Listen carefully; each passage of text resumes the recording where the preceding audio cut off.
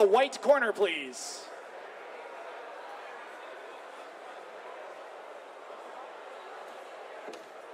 Okay, we have an adjustment to make on Ed, it looks like.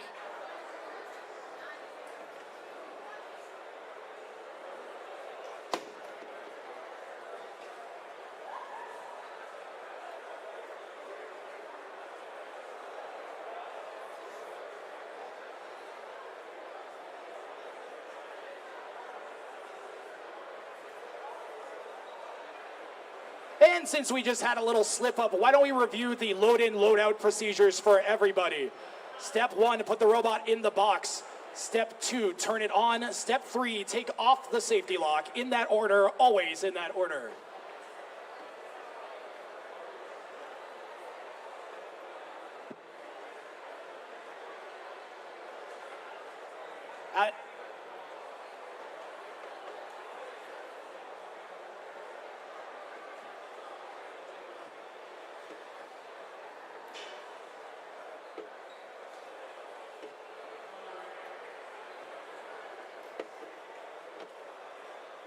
Okay, we've got Orbital Strike in the red corner. Orbital Strike, are you ready?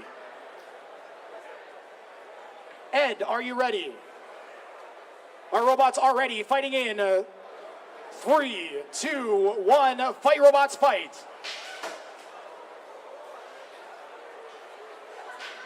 A little spinning blade on the front of that golden robot. Ed's wheels looking really vulnerable. One of the best ways to kill an opponent is to take its wheels off. Ed maybe having some weapon issues, can't seem to quite get it going.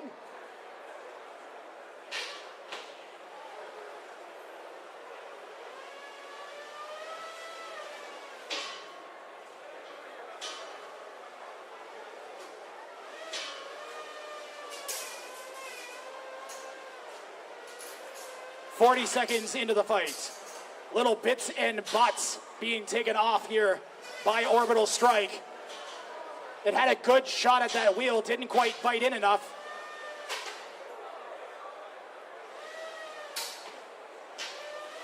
Some silver sparks coming off of that titanium blade on the front of Ed.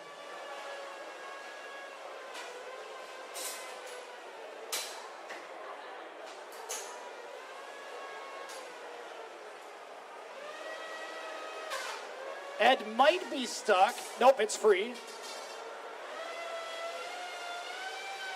Great aggression here from Orbital Strike.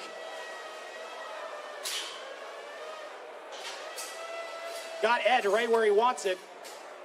We are halfway through the match.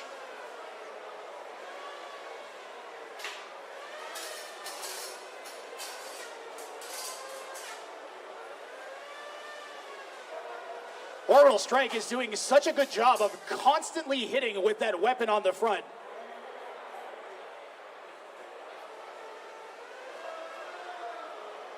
And I think Orbital Strike, nice shot there by Orbital Strike.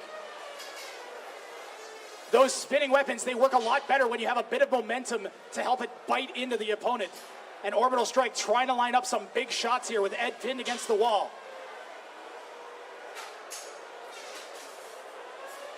45 seconds left.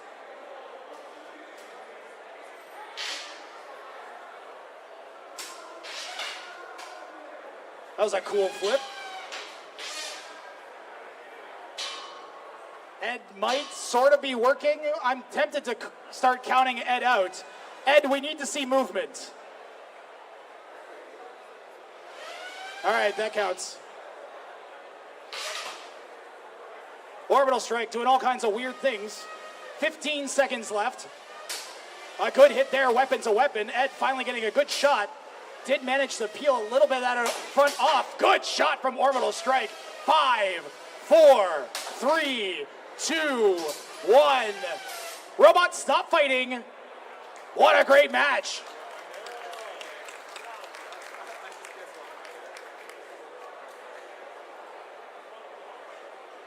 Your winner by unanimous decision, Orbital Strike.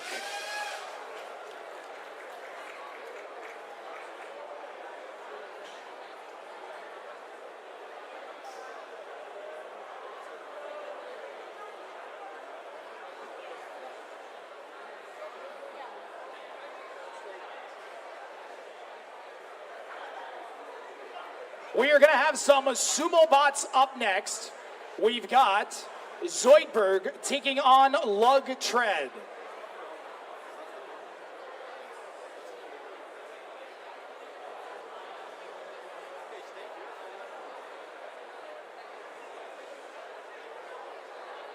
We've got a brand new replay feature that we've been working on. It plays like 6 of the last clips that I took, so let's see if we've got anything good on the replay maker while we wait for the sumo bots to load in. Apocalypse takes the match. We're gonna get that suplex again from earlier. Wow!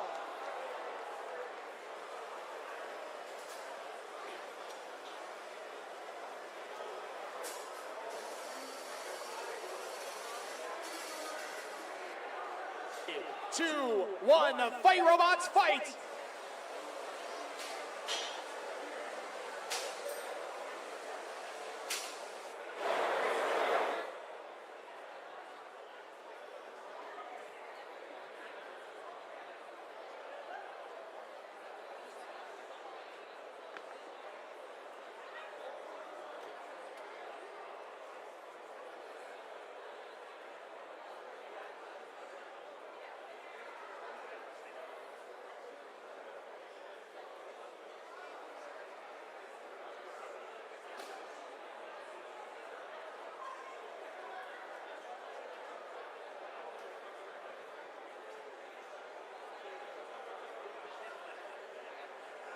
Alrighty, sumo robots. That's our huge wooden arena. There are 30-pound robots loaded in there right now.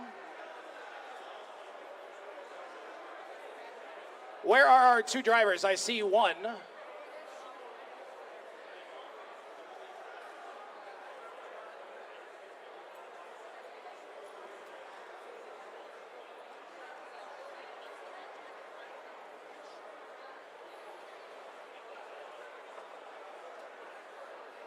Zoidberg, where's your driver?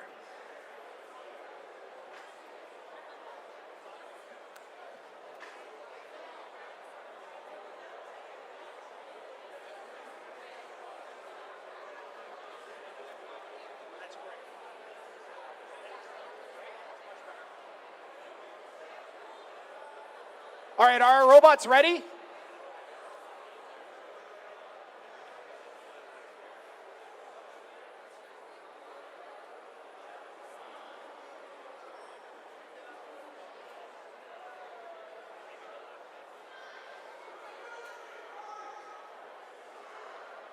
After this match, we've got Kansai Dorifto and Ipsity. And then after that, Left Shoe, Right Foot, and Bumblebee. So Kansai Dorifto and Ipsity, you're on deck. Left Shoe, Right Foot, Bumblebee, you guys after that. We're just waiting for Zoidberg to get all these crazy guards off of their robot. If you're wondering what the pool noodles are for, that's to keep sharp parts of the robot from accidentally bumping into anybody while they get transported to and from the pit table.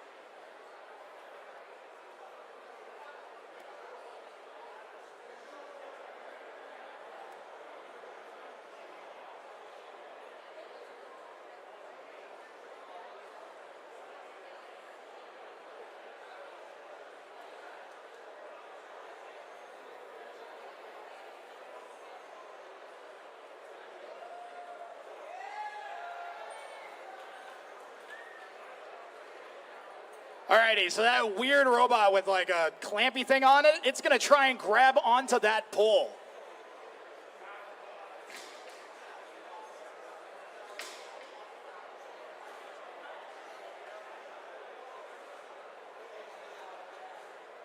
Okay, Lug Tread, are you ready?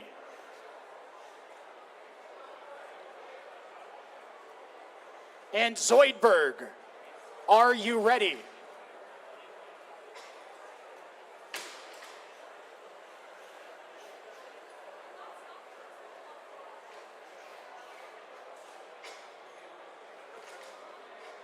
Okay, robots are set. Fighting in 3, 2, 1. Fight, robots, fight. So the whole point of sumo is to push the other robot off of that platform, and you can see exactly how Zoidberg wants to do it. He's going to grab that pole and then try to swing the other robot off. Lug Tread's fighting for its life right on the edge. The rubber burning from those tires. And it's whoever touches the outside first. This is awfully close. Both robots trying to jiggle the other one off. We may have to reset. Is that a reset? All right, pause the match, reset the robots. If robots are stuck together, they get separated.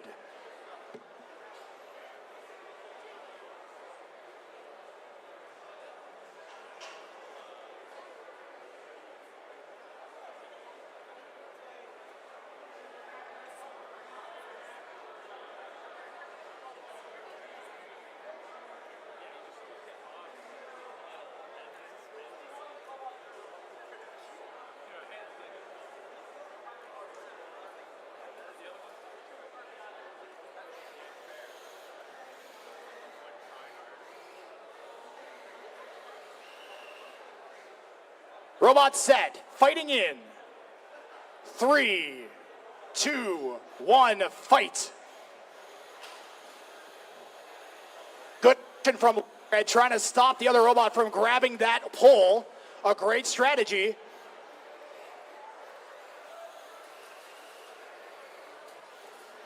Good recovery from Lug Tread.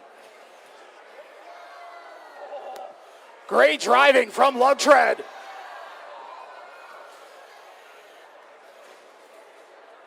A good pin. This is an excellent fight. Normally these last like 8 seconds.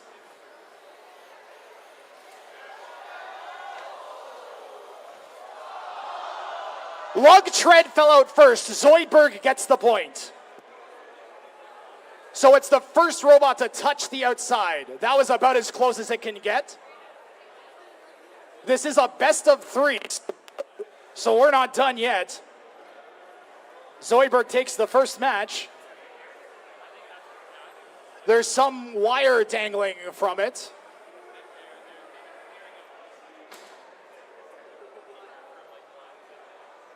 Excellent driving from both drivers.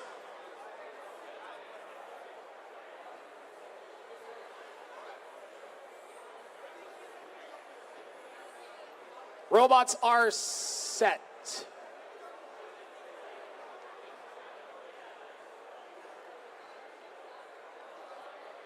Fighting in 3, 2, 1, fight. Okay, I am going to call a redo. You started moving before I said fight. Restart the match, please.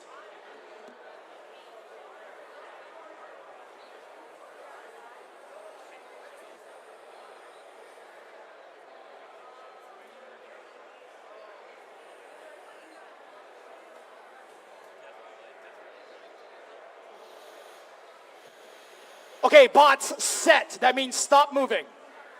Stop.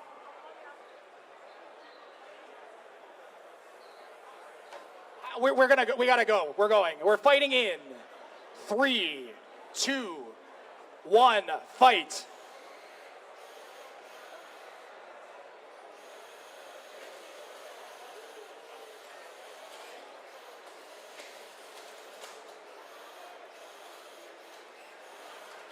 Lug Tread gets its back up against the pole, trying to swing around. Good opportunity here for Zoidberg. Look at the smoke coming off the tires. I'm watching Zoidberg's claw to see if it touches that outside.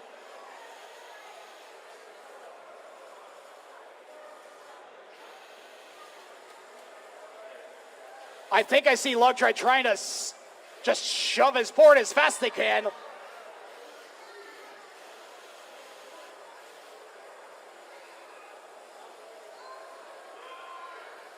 What a contentious fight this is.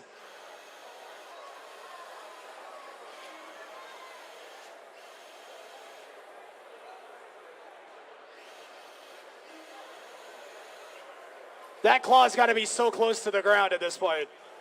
Finish him off, Lug Tread.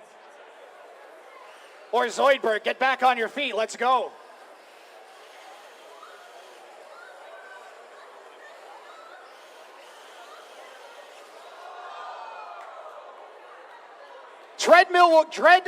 Lug Tread will get the point. We're going to a decider match. We're tied at 1. Tied at 1 here. Guys, sumo fights last like 30 seconds. They fight 3 times, they go boom, they shove each other off. It's over, it's great. This is crazy. This is one of the best sumo fights I've ever gotten the pleasure to watch. I'm serious. A really good matchup. Like the robot designs are just both good at countering each other. It's quite interesting.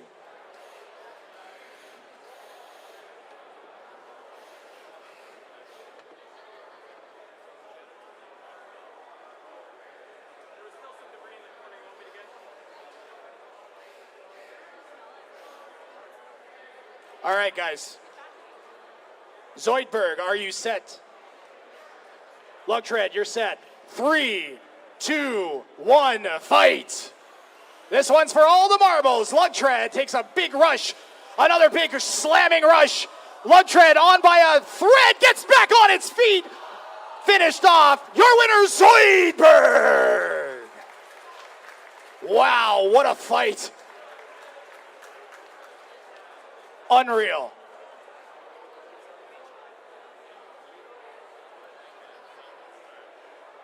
Folks, you got a treat. That is one of the best sumo fights I've ever seen.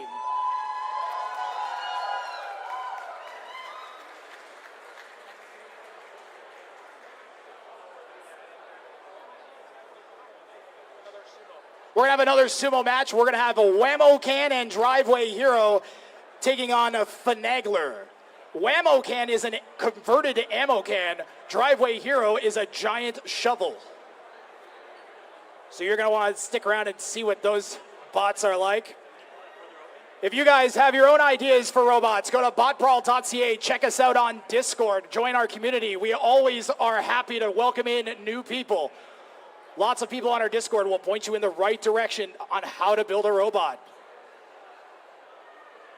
The cheapest robot that I've ever built cost like $130 or something. I believe there's a kit on sale for less than $200, including everything you need to get started. It's not the cheapest, but it's not as expensive as you'd think either.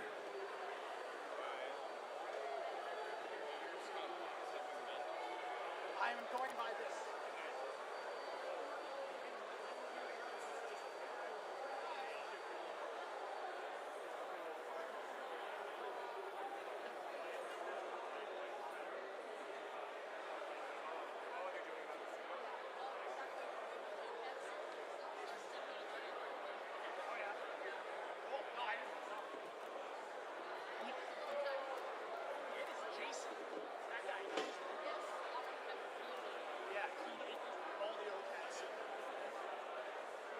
He was at the Science Fair 2001.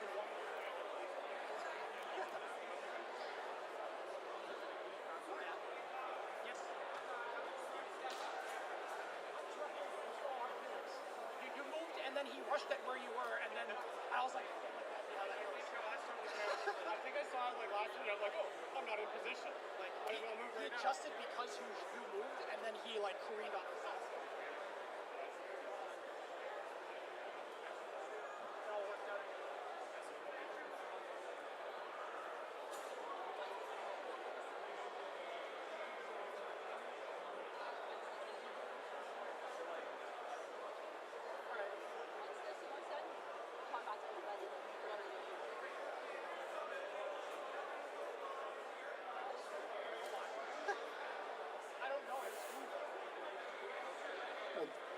There's goo on part of the arena.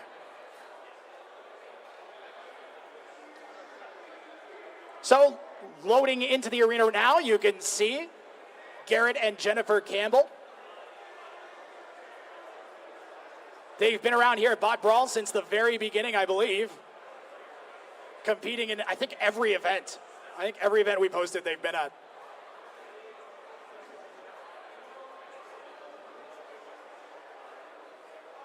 So if you need your driveway shoveled, you know who to call. And this giant monstrosity of a thing is built by another one of our most storied builders. Jason has been doing this, I think, for 25 years at this point. And he has one of the coolest aesthetic styles for his robots. He loves making his robots look kind of like rustic or steampunk or beat up or built out of like nothing.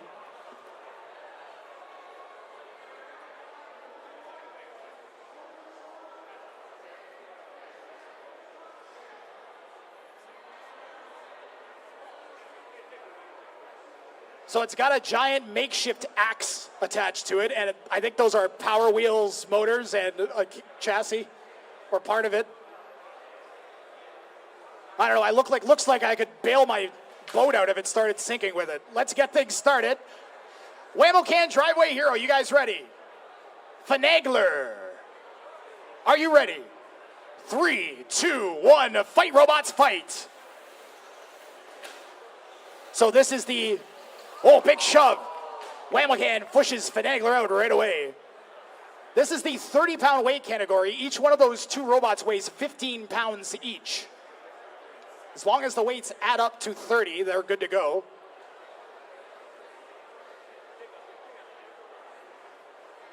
I'm not exactly sure what Finagler's strategy is, other than maybe to spin and whack.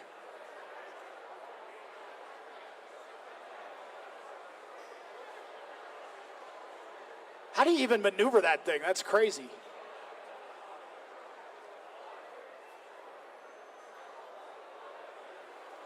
Robots are set.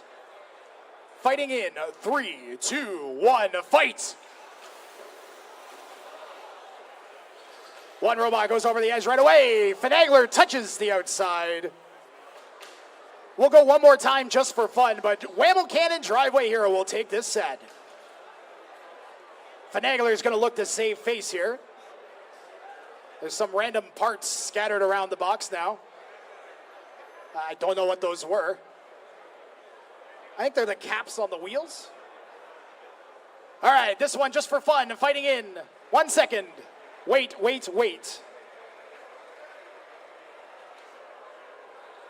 Thank you, Mike.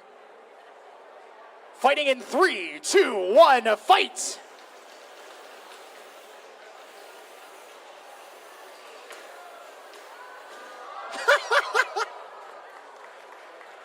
Finagler takes that win.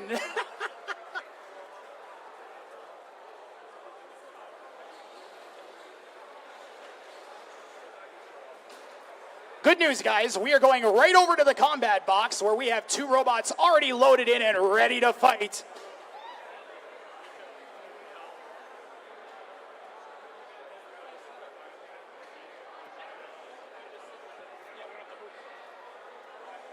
In the white corner, we have Ipsity.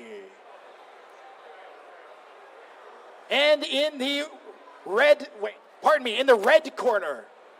Wait, I got that backwards? Pardon me. Ipsity is in the white corner, and Kansai Drifto is in the red corner. Sorry, guys. Let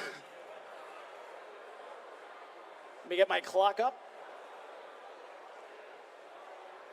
Robots, are you ready? Fighting in 3, 2, 1, fight.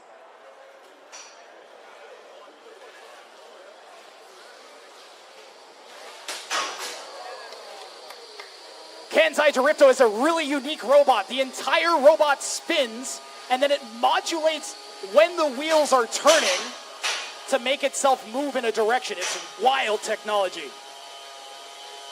So it just kind of turns its wheels on and off really fast. Wow, there's bits and parts everywhere. The entire outer ring has come off of, I don't even know how to describe what that is. Stop the fight. Stop the fight. We have a loose battery. Your winner is the black robot, Ipsity.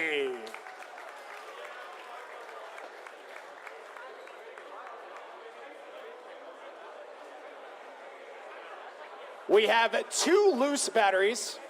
Once your battery is ejected from the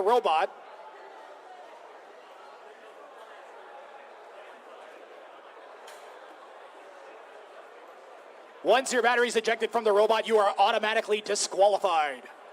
So you don't want to let your batteries go flying on out.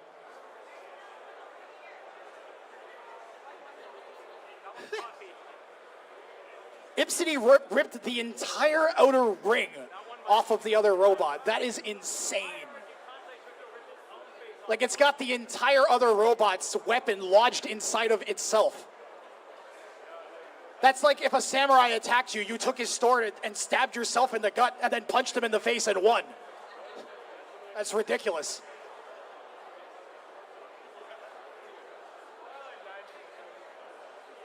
Ipsity has so much force behind it. Kansai Doripto, again, I feel like I didn't do a good job explaining. It only has one wheel. It just spins really, really fast and turns that wheel on and off at specific times to make it move. Although I don't know if it's ever going to move again.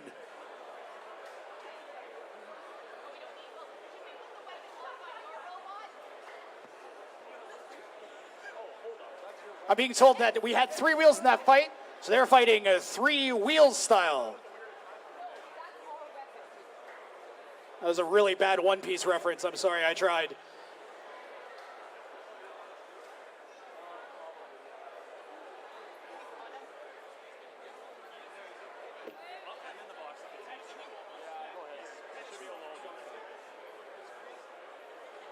G-Bot and Franklin Tanklin are up next.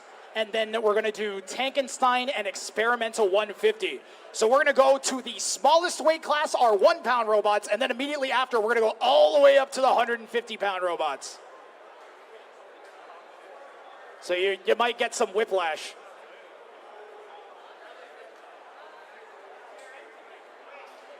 Before our robots load in, we're going to do a quick sweep.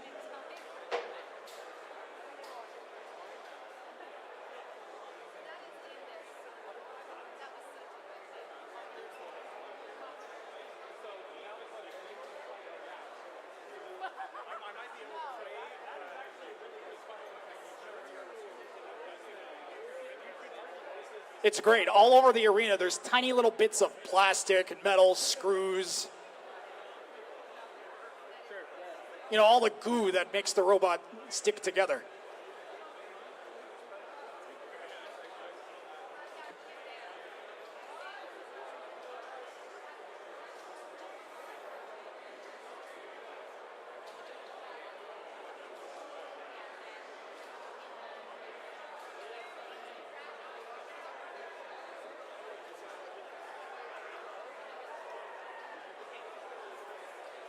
Tyler Beadle, what the heck is going on here?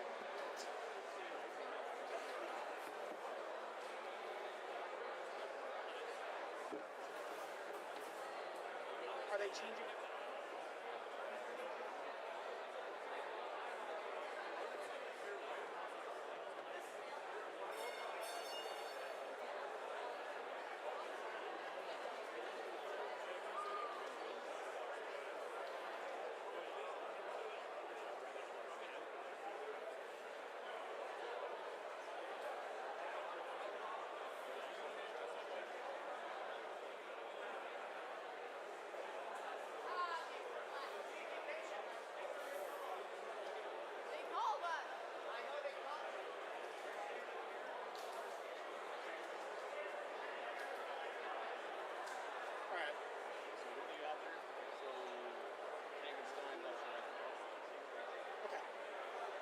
Okay, G-Bot, you are going to be in the white corner. Franklin Tanklin, you are in the red corner.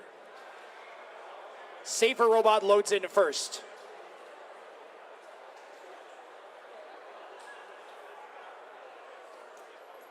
If you've never seen fighting robots before, 2 robots enter, 1 robot leaves. You can disable your robot, the opposing robot, in a variety of ways. You can rip their wheels off, chop up their innards, slice their wires, just plain old obliterate them.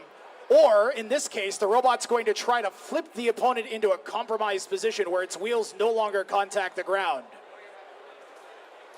It can be a surprisingly effective tactic rather than having all of your weight put into a spinning weapon or articulated weapon of some kind. You can put all of your weight into armor instead. Kind of a, I'm going to break your fist on my face kind of thing.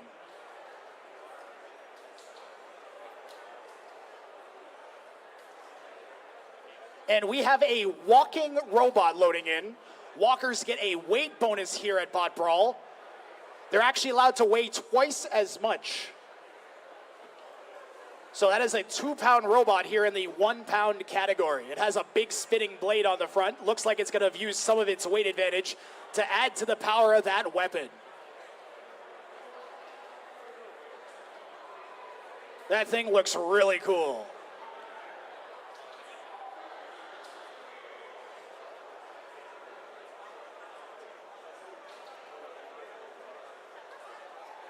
Thomas to the box. Thomas to the box.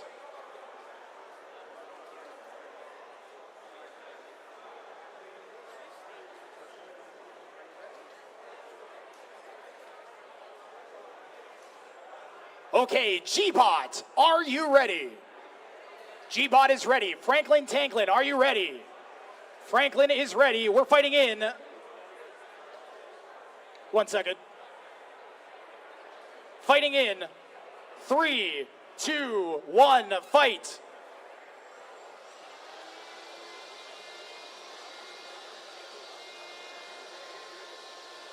That walking robot.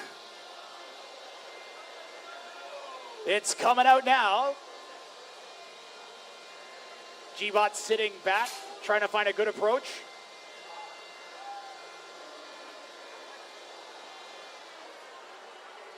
Franklin Tanklin focused on keeping its weapon facing its opponent. And flexing, I guess.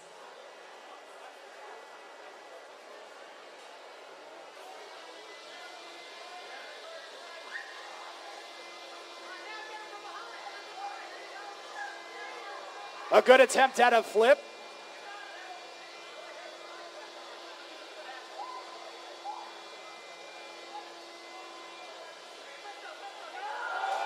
Wow, good flip there from G-Bot almost. Managed to get its robot up on its side. Remember, it weighs twice as much as normal.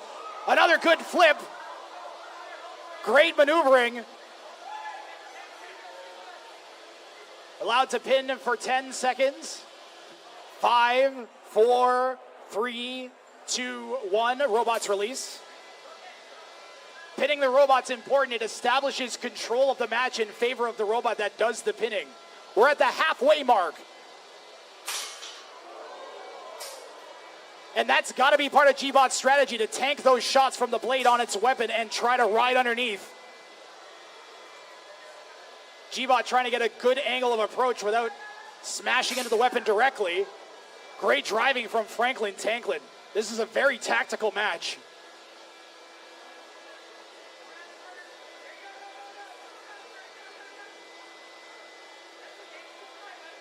One minute remaining. And this is surprisingly close. A really good match here from both bots. A big impact there from Franklin Tanklin.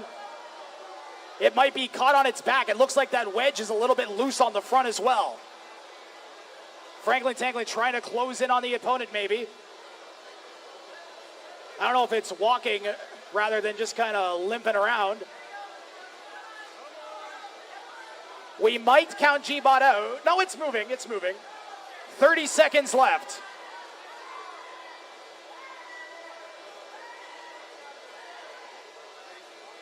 I'm pretty sure screaming does not help the robot. 15 seconds left.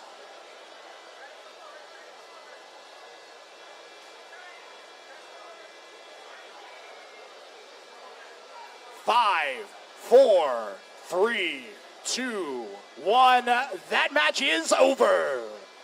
This goes to a judge's decision. We have to decide on damage, aggression, and control.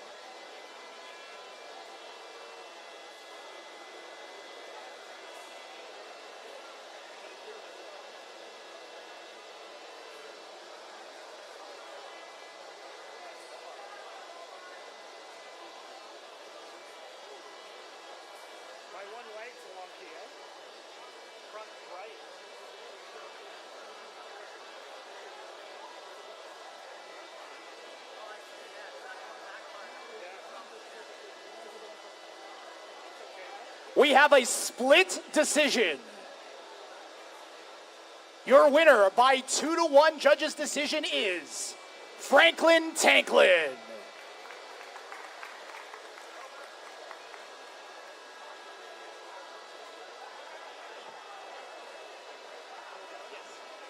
Guys, that was G-Bot's first ever fight. Let's hear a round of applause for our rookie builder here.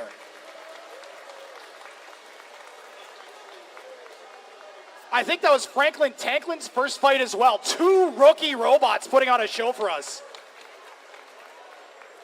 When I first started building fighting robots 20 years ago, I can't express to you how rare it was to have 2 robots go into the box and both function for a full 3 minutes. That just wasn't a thing that happened.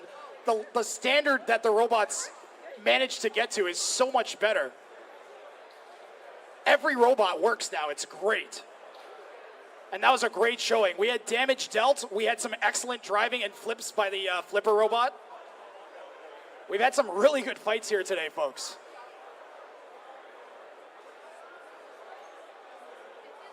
Yeah, you can drag it. I'm not going to be able to drag it.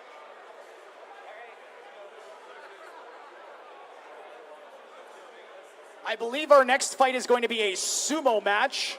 Tankenstein versus Experimental 150. So 150-pound robots up next.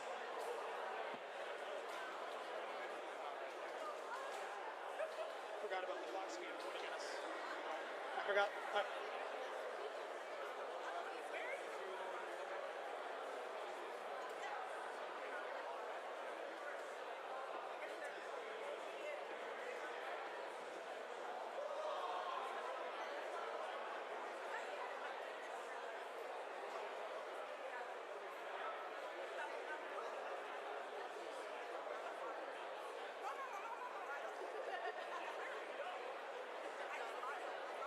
So if you've ever wanted to see 300 pounds of steel smash into each other as hard as you can imagine, that's what's going to come up right next, I believe. So Tankenstein, a tank tread robot. An Experimental 150, I believe, is our reigning champion.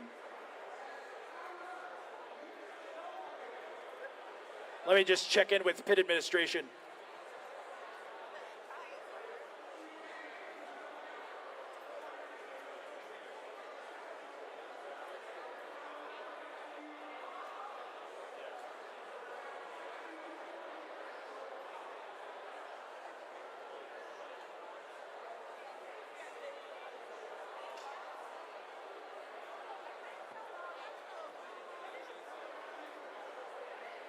So the way sumo robots work, 2 robots go onto this platform and they have to shove each other off of it. First robot to touch the outside ring or the ground is eliminated. It's a best of 3.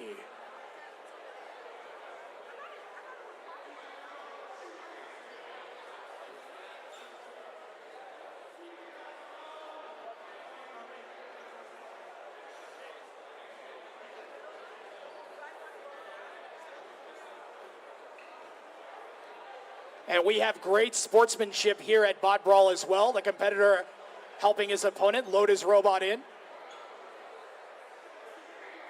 Both these guys are great guys here at BotBrawl. They help out so many people, put on such a great show so often.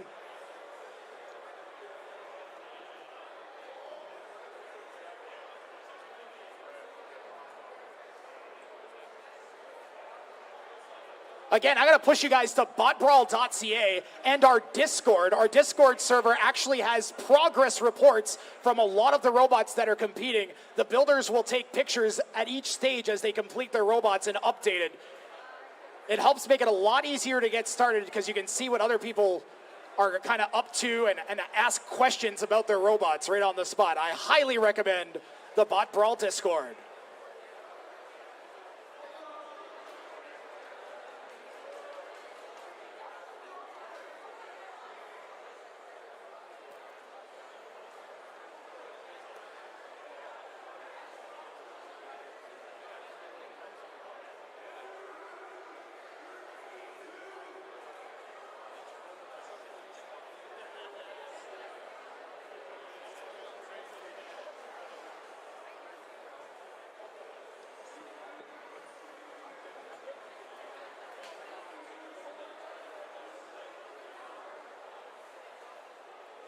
So we have a giant tank with a huge plow on the front versus a huge four-wheeled robot with a set of brake lights and a pair of spikes.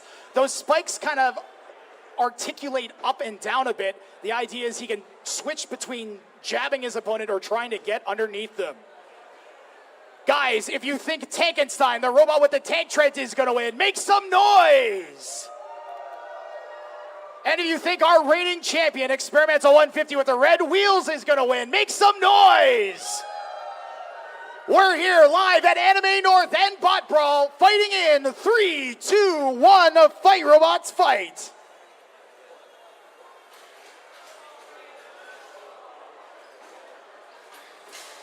You can feel those impacts right in your chest. You can see the whole arena shifts after every impact.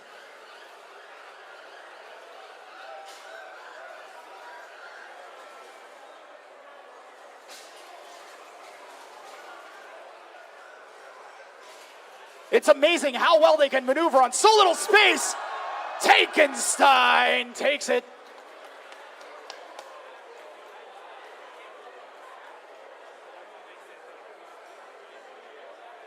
Yes, best 2 of 3. So Tankenstein's going to need another victory to take home the win here.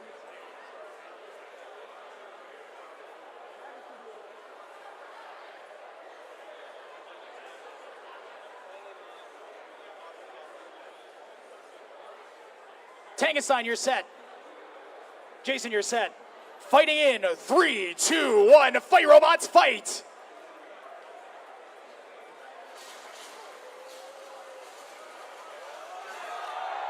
Tankenstein with the shove.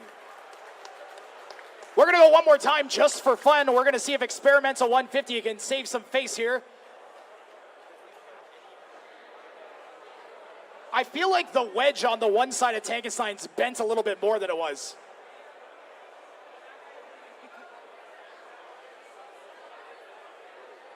All right, fighting in 3, 2, 1, fight robots, fight!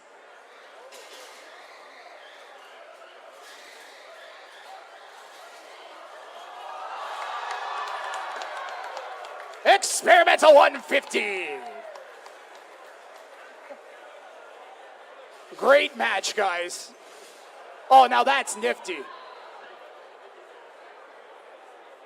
Okay, we are going to shift back to the combat box. We have 2 more full combat robots here. This is the 1-pound weight class.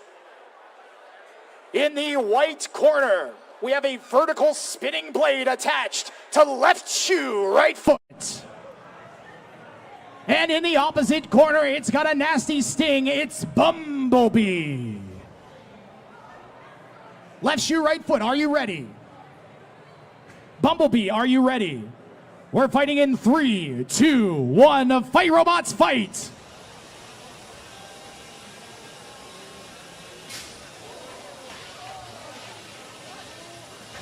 So left foot has a really wide wheelbase. It can kind of do some crazy gyroscopic tricks as a result.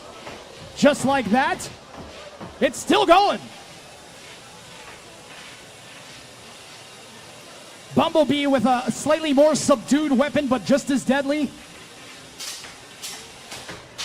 Left shoe, right foot. Takes... Oh my God. All right, it stopped. Some insane bouncing from left shoe, right foot took off one of the wheels on Bumblebee. How do you defend against that as a driver? Oh, the other robot bounced around the entire box and then smashed into me.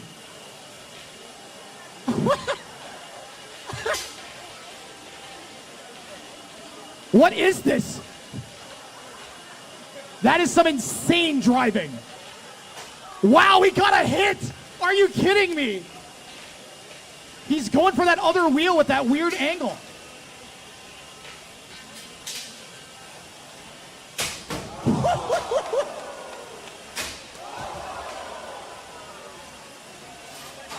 Left shoe, right foot on fire. Bumblebee's still working. Halfway mark of the match.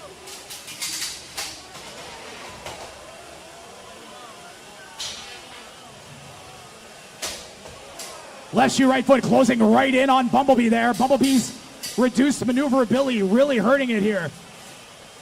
That early wheel decapitation really paying off. There's some blue ring that just came up. Counting out Bumblebee in 10, 9, 8, 7, 6, 5, 4, 3, 2, 1. Your winner, left shoe, right foot.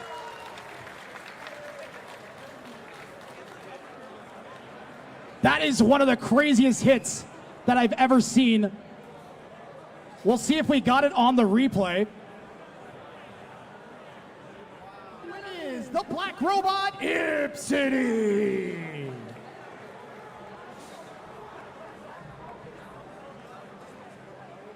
It has a really wide wheelbase. It can kind of do some crazy gyroscopic tricks as a result.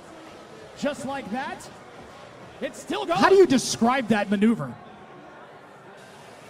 Bumblebee it did a triple inside inverted pirouette. Look at this, folks. Watch this. As it okay, well, we're gonna watch that too.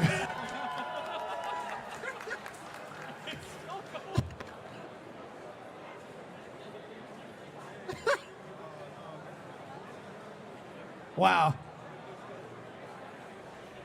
That's the hit I'm talking about. Look at this driving from left shoe, right foot on this hit. That is insane. That is so hard to control. Wow. A great fight from left shoe, right foot for sure. Bumblebee held up to the abuse for most of the match too.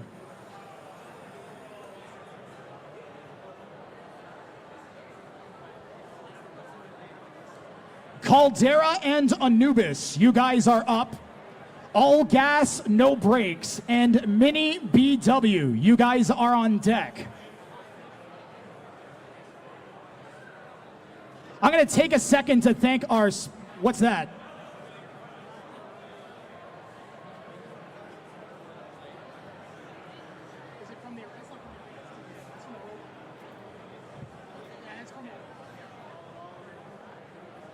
I'm going to take a second to thank our awesome sponsors, Just Cuz Robotics. We have Send Cut Send. We have FingerTech Robotics. I feel like I'm forgetting another one, but I'll thank our hosts as well. AnimeNorth, always fun. Our second time here, and it's as awesome as the first.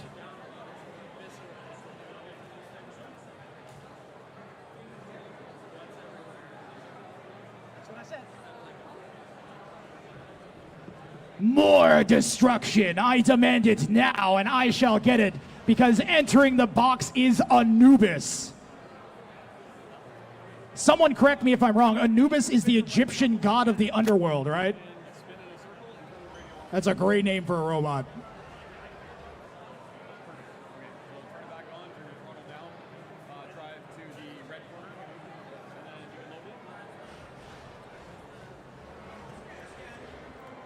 This is going to be destructive. Caldera was, I can't remember if it was the finalist or the champion. It's the champion. But it was, it's one of the most destructive bots here. You guys are in for a treat.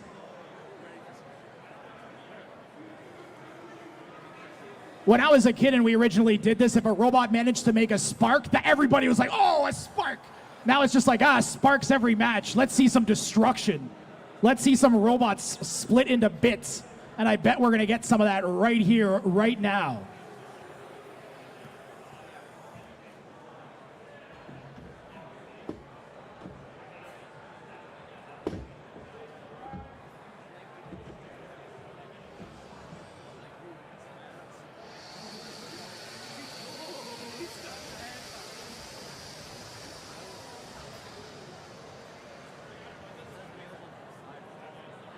Anubis. Are you ready? Caldera, reigning champion, are you ready? We are fighting in 3, 2, 1. Fight, robots, fight!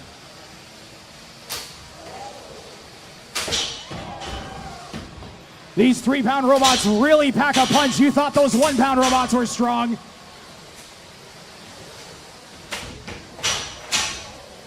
Insane impacts.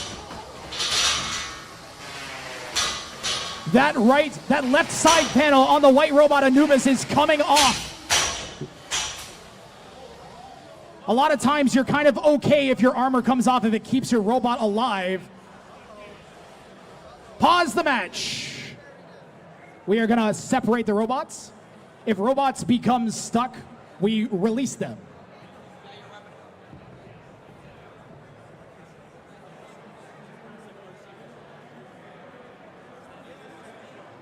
Boy, that might be a doozy. Okay, hey, fingers off the sticks, please, while the door is open.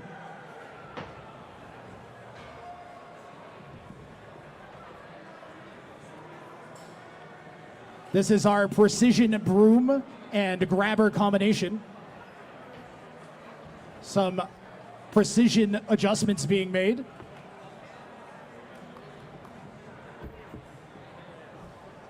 We paused the match 37 seconds in, so there's 2 minutes and 23 seconds remaining in this fight. We are fighting in 3, 2, 1, fight. Both robots still fully operational, it looks. Although White's having a little bit of problems getting around, big impact.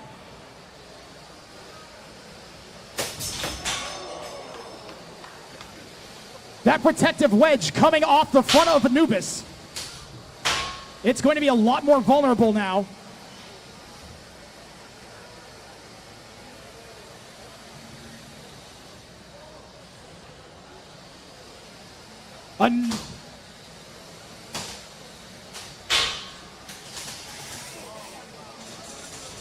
Tap out, tap, tap. Anubis taps. Your winner is Caldera.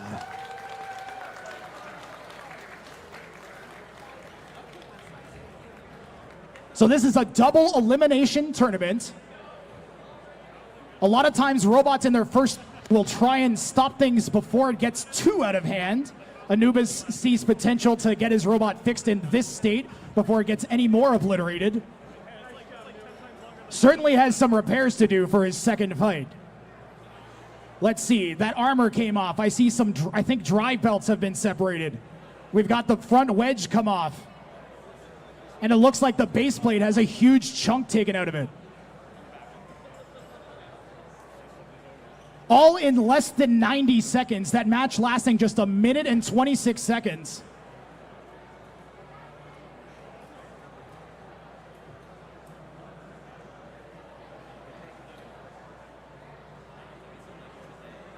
If you get an opportunity to see some robots on the perimeter of the pits or as they walk past you coming out of the box, you can get a good idea of just how deep and hard those weapons can dig into the armor.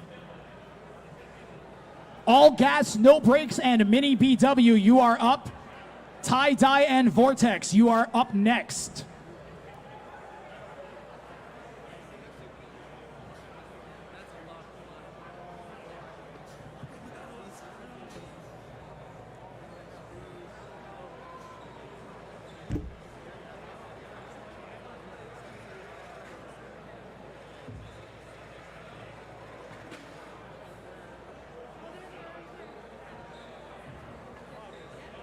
We are streaming live on YouTube. I can't attest to how good the quality might be because of the low quality of our data connection, but the entire event will be posted next week on our YouTube, BotBrawl Canada. We also have complete event videos from last year's AnimeNorth and our other event at the Robodrome in Hamilton.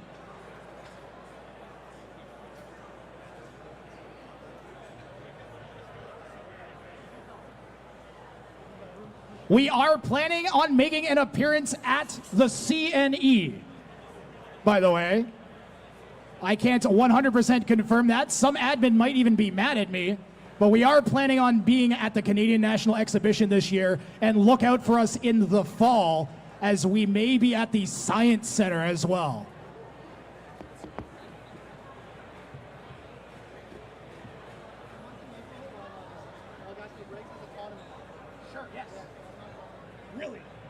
Okay, I'm being told the robot in the white corner, All Gas, No Brakes, is an autonomous robot. So he doesn't control it, he lets the robot control itself. Now, I don't know if you guys have seen what ChatGPT can do, but I'm not, honestly, my hopes aren't too high, I gotta say. I am hopeful, though. So all gas, no brakes in the white, fully autonomous. That's really cool. And Mini BW in the red corner. These are 1 pound robots. All gas, no brakes. Are you ready? Mini BW, are you ready? We are fighting in 3, 2, 1. Fight, robots, fight.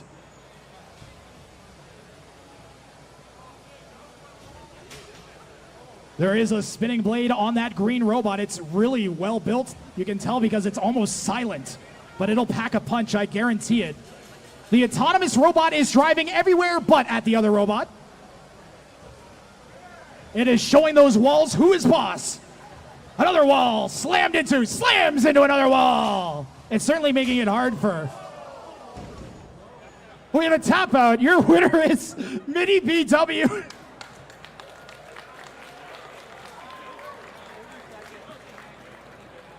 Boy, I bet you didn't wake up today thinking you'd applaud a robot driving around smashing into walls, but there you go. I mean, we know how Roombas work. What were we really expecting? Tie-Dye and Vortex up next. We're going up to the 3 pounds once again. And then Screamer and Shelmet after that.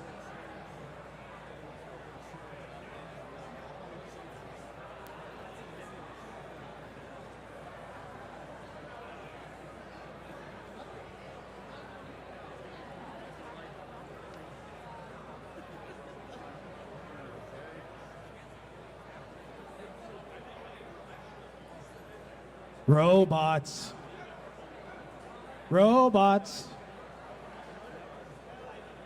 Tie-Dye and Vortex. Tie-Dye white corner, Vortex red corner.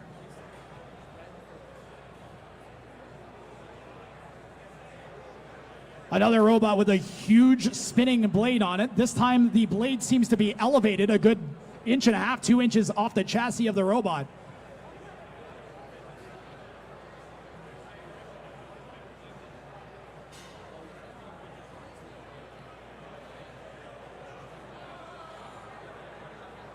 So that robot, basically that weapon works. It has like a motor from a drone inside of that orange hub that you can see, and then a blade attached to the outside. So imagine how much force it takes to get a drone in the air, concentrated into the tip of that blade, smashing into the opponent. Vortex, we are looking for Vortex.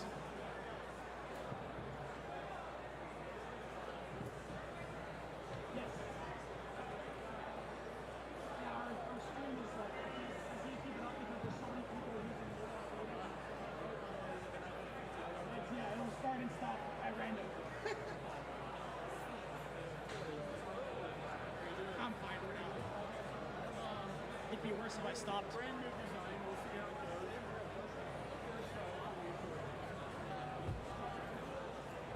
Great.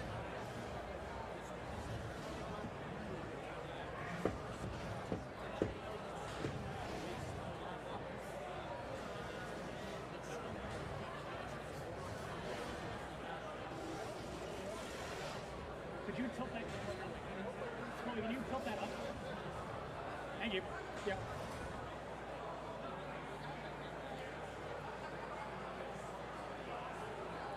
In the white corner, we have Tie-Dye. Tie-Dye, are you ready?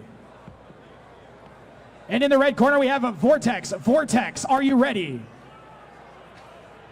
We are fighting in. 1 second, I gotta get my clock up. We are fighting in 3, 2, 1. Fight, robots, fight.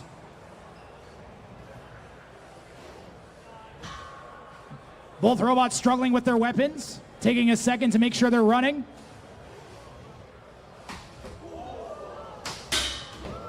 A decent opening exchange. The white robot might be stuck upside down. We're gonna count it out. 10, 9, 8, 7, 6, 5, 4, 3, 2, 1. Your winner is Vortex.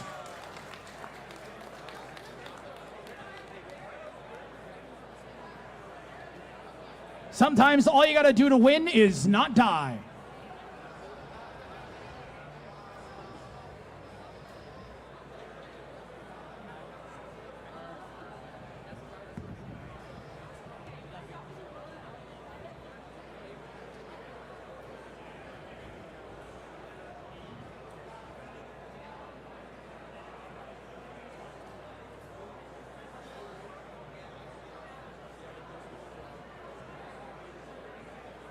Screamer and Shelmet, followed up by Last Resort and Blue Shell.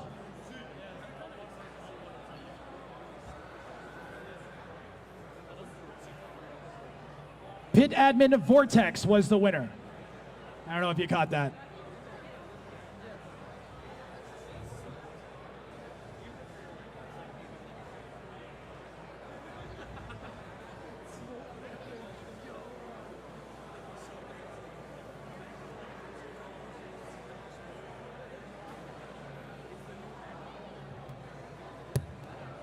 If you're wondering what the deal is with all the clamps and stuff, we take safety very seriously.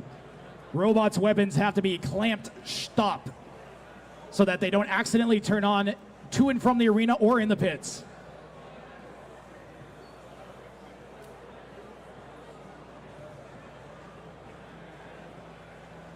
Screamer versus Shelmet. Screamer in the white corner.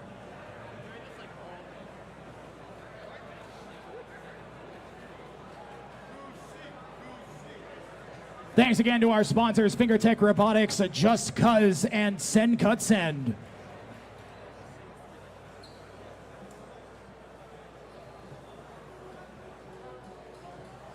I think we have like $1,000 worth of prizes sponsored by our sponsors. Makes a big difference for the builders.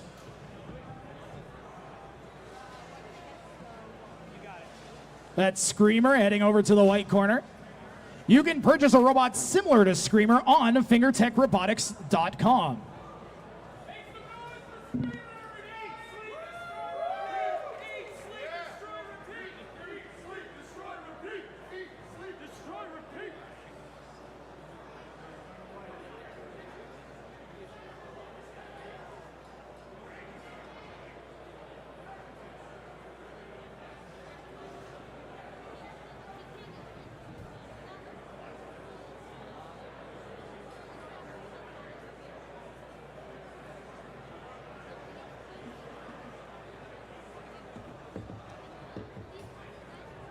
Screamer, are you ready? And Shelmet, are you ready?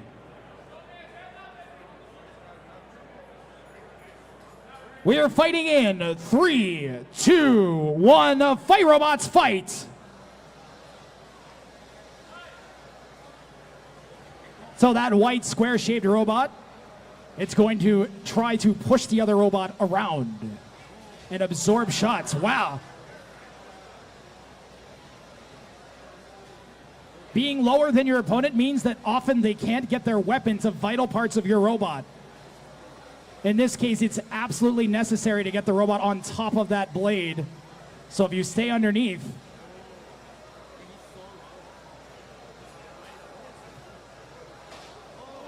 good driving. Managing to get at the side, trying to chip something off from underneath.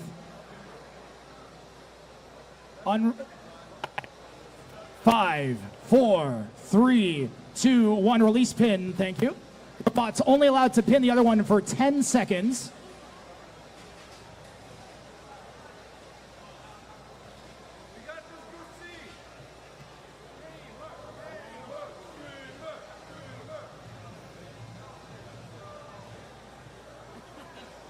The white robot doing a really good job keeping its wedge facing the opponent.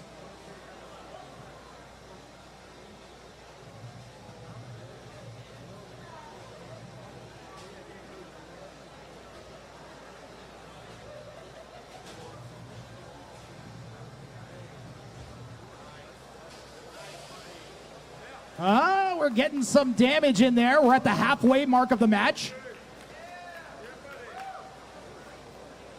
Release.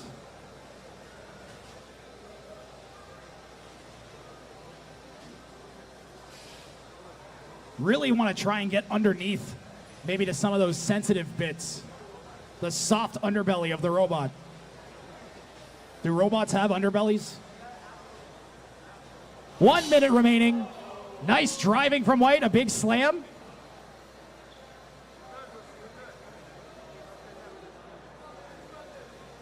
And release.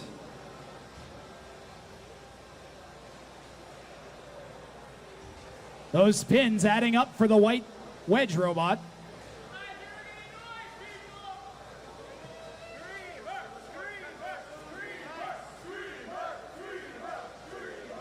"30 seconds.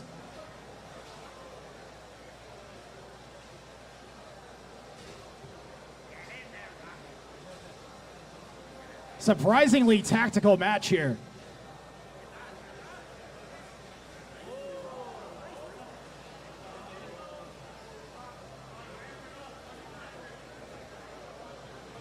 There's 5 seconds left and release.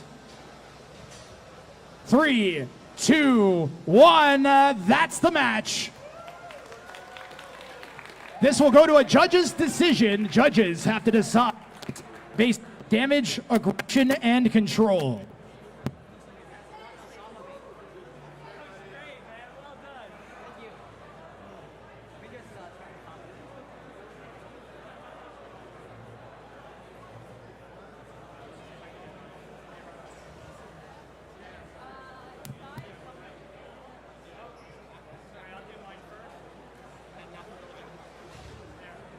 The winner was the White Wedge Robot.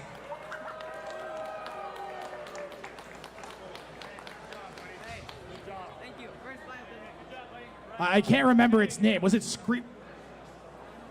Shelmet? Named after its shell, presumably.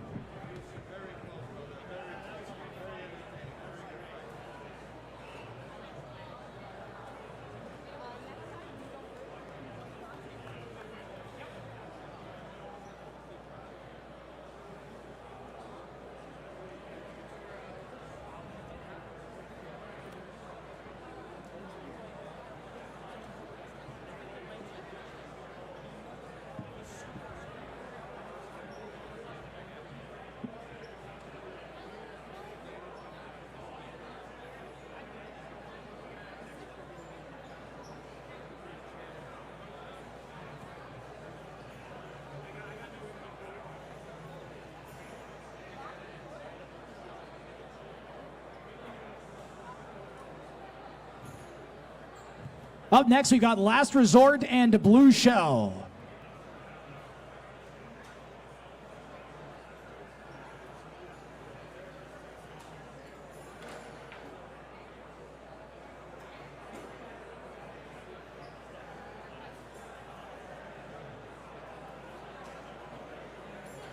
We have a postponement from Blue Shell. Robots get 1 per weekend.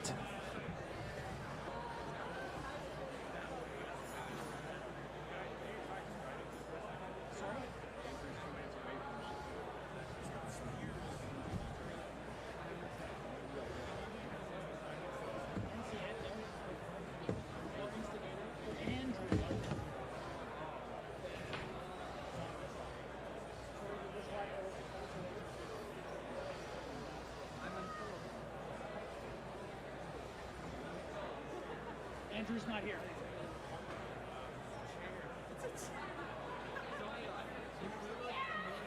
Bushwhacker and Not So Lazy Susan, you guys are in the box. That's a Bushwhacker and a Not So Lazy Susan. Who made the chair? Is that 3D? Does that robot have a chair? That's awesome. I love that. It has a chair! Be careful, that's dangerous. One time I saw The Rock take one of those to the head and he was done.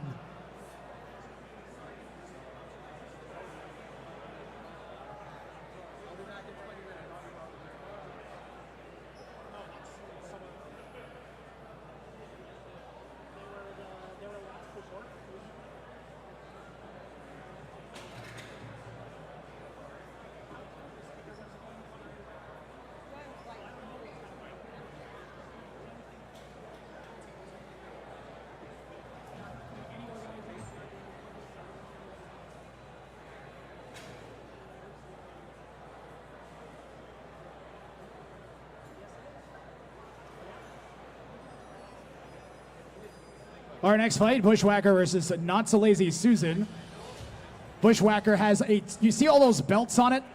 Robots tend to lose their weapon belts really often. So this robot strategy is, I'm just gonna put like 3 of them on. So he loses 1, it should still keep going.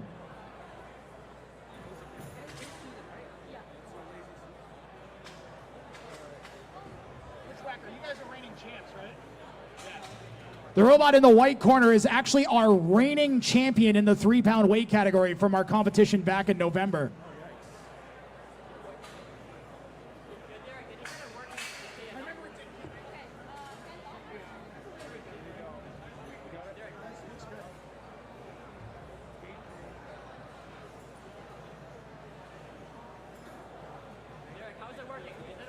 Not So Lazy Susan is one of those, we call these robots melty brain, because trying to understand how it works will melt your brain. But basically the 2 motors that make the robot spin, they turn on and off at very specific intervals so that it can kind of move in specific directions even though it's spinning the entire time.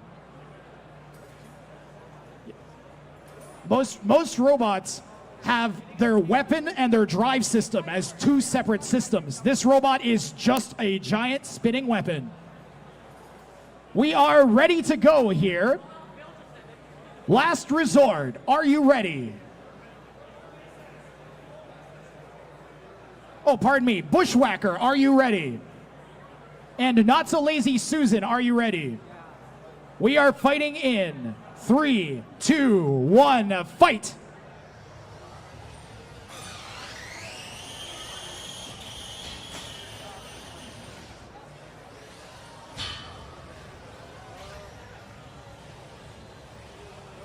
We might count that bot out because it's definitely not stuck.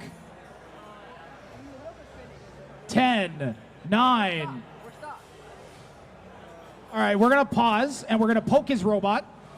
Robots get 1 unstick per match. I'm convinced that's not stuck, but we're going to poke it.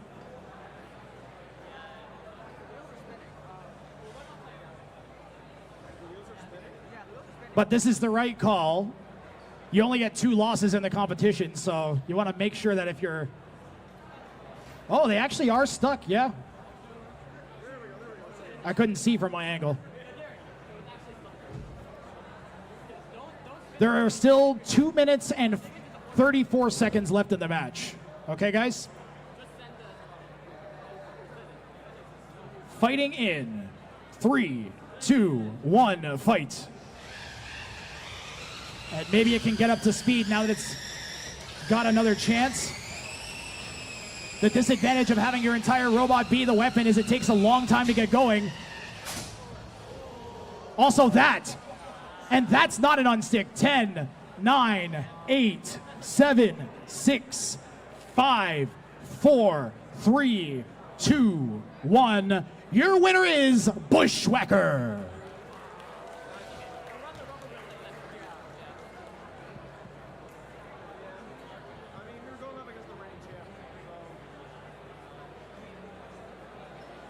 Bushwhacker did a really good job of closing the distance on its opponent and not letting it get up to speed. Following up with its own weapon to put it in a nice compromised position is a nice clean win. You always like getting a victory where your robot doesn't take too much damage.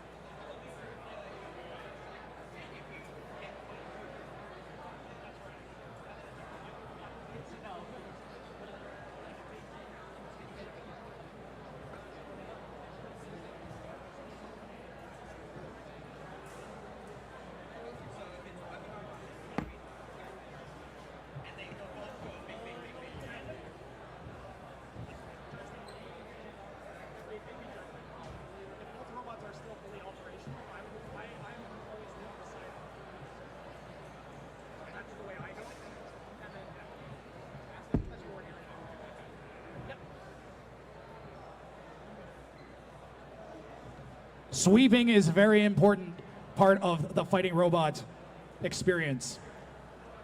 Robots' wheels and how fast they're able to turn and grip is very critical when one hit can put you into a position where you lose. So we try to sweep that out pretty regularly.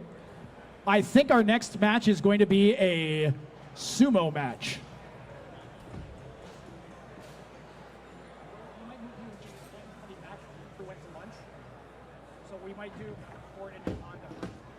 I think we're going to do Passport and E-Honda. Unless, Andrew, if you're here, put your arm up. Okay. Actually, then we are going to do Scuttlebot and La Machine. Scott, we are going to do your match. You guys are going to like this next robot. It's called Scuttlebot. And it has a whole bunch of legs, and it kind of scuttles around. Makes a ton of noise. So these are going to be 30-pound sumo robots. We're going to move over to our wooden arena.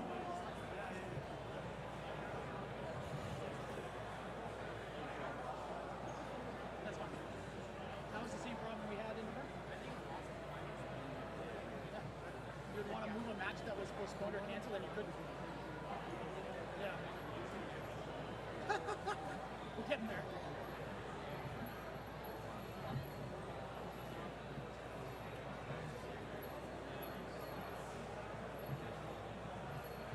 Take a moment to thank our sponsors, Just Cuz Robotics, Senkutsen, and FingerTech Robotics.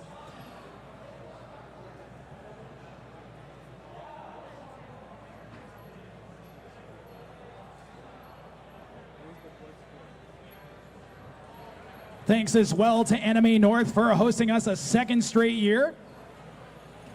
You guys might have heard earlier, or maybe not, this is actually the largest fighting robot combat event in history in Canada. 78 robots registered. 40 teams. You couldn't pick a better time to get into fighting robots, especially right now, because we got Scuttlebot taking on La Machine.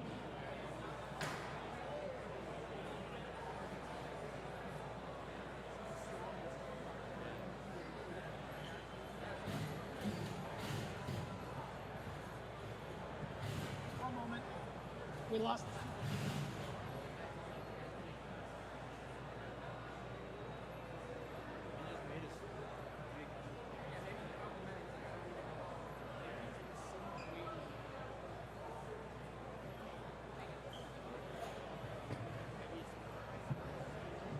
So sumo works slightly differently than combat. The robots have to push each other off of this platform rather than destroy each other.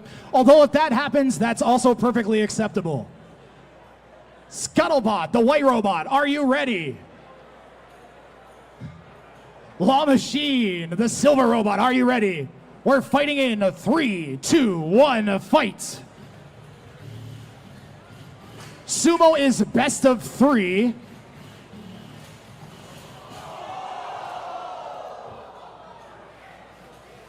A big flip and a follow-up shove, and La Machine takes the first point.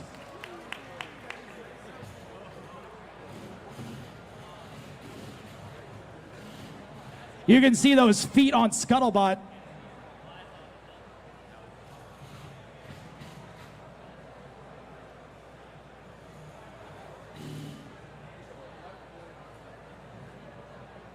Scuttlebot maybe a little bit worse for wear after that last exchange. The right side legs aren't legging.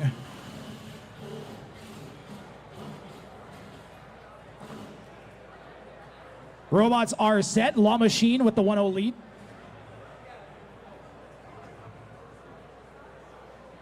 Fighting in 3, 2, 1, fight. Scuttlebot trying to be tactical with its maneuvering.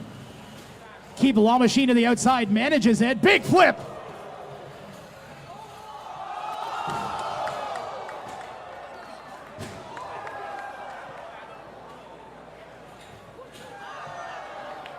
La Machine takes that set 2-0.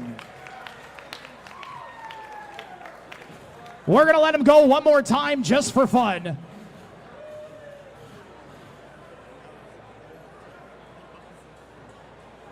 Yep. Fighting in 3, 2, 1, fight. He just charged at him. That was crazy. La Machine with a clean sweep.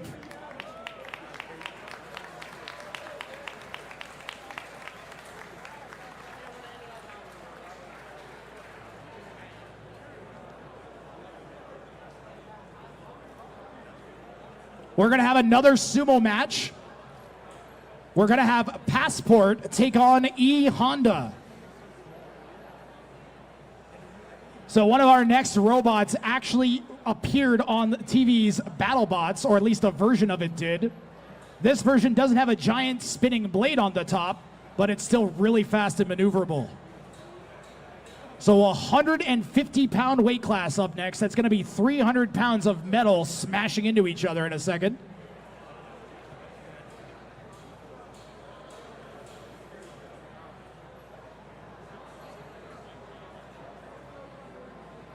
Did you put it on E? Did you put it on that?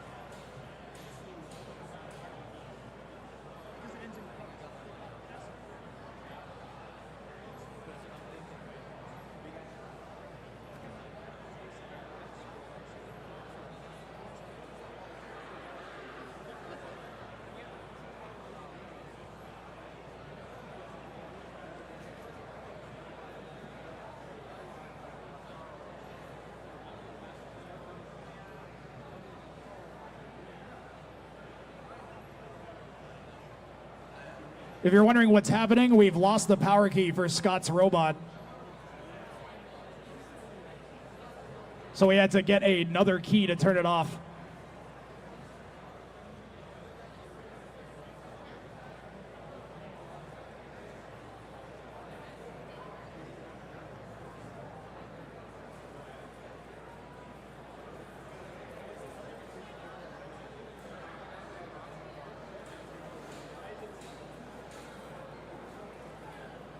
So E Honda, that's the robot with those big black wheels. It's super low to the ground, those spikes literally scraping. Bloodsport's pretty low as well, but I don't know if it has a better angle than E Honda. This will be good. 2 experienced drivers. Actually, it looks like E Honda is going to have a new driver.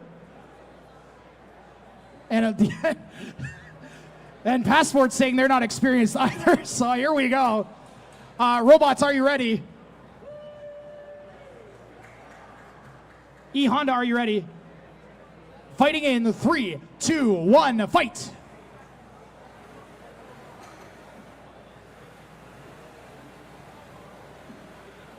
Robots locked up around that pole.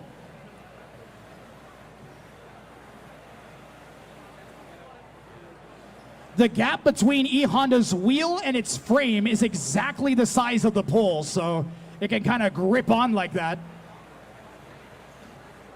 Lock itself into place. Insane maneuver.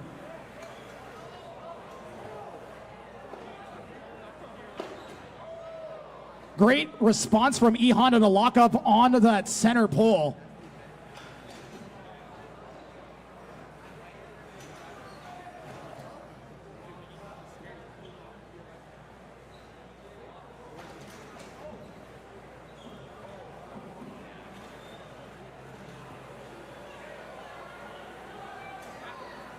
An all-out shoving match. E Honda with the jiggle method.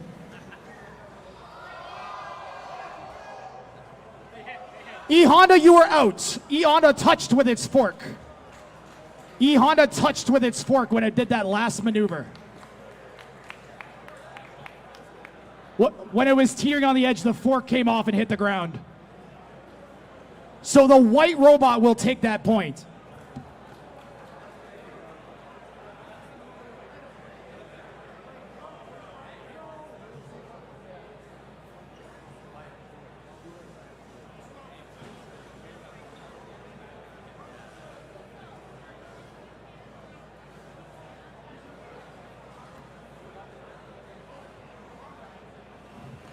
So the white robot has a 1-point lead. This is a best of 3.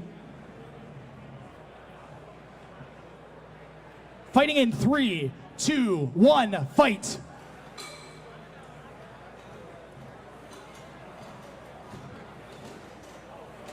E Honda out. Passport takes the set. We'll do one more for fun. Jason, you're not supposed to do that. I did it once already.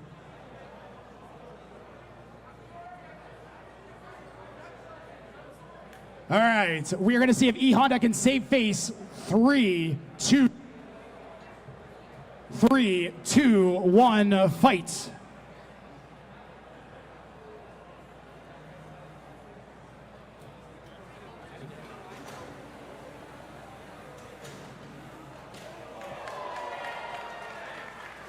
Good job, E Honda. 10 manages to save it. 2-1 for Passport. Again, Passport, Bloodsport, as it's known on BattleBots, it's worth taking a closer look at and seeing just how precise some of those pieces fit together. You can see him taking the top off right now, and there's like a seam around the outside that's almost seamless in spots, actually. Up next, I believe it's Snap and T-Pose back in the combat arena. Pink Lady and Eruption, you are on deck. We are BotBrawl, Canada's largest fighting robot competition. Visit botbrawl.ca. Check out our sponsors, Just Cause, Figuretech Robotics, and Send Cut Send. If you guys go to botbrawl.ca, you can actually join our Discord server. All of our robot builders post progress reports on the Discord, so you can actually see how to build a robot yourself, ask for helps and tips. Lots of people willing to help get you started in our awesome hobby.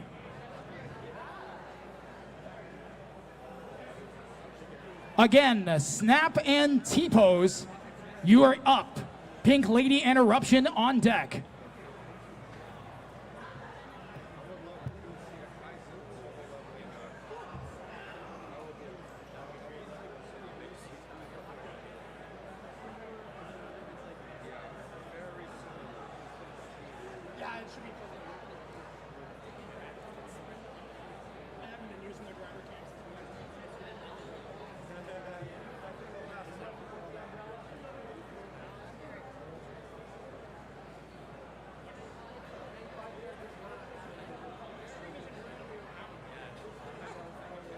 It's not right.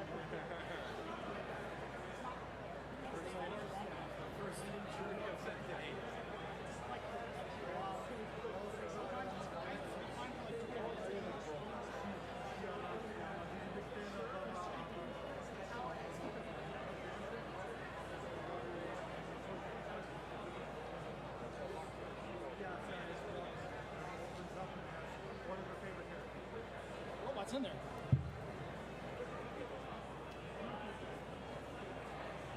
Snap going to win the Pinkest Robot Award, already loaded into the white corner.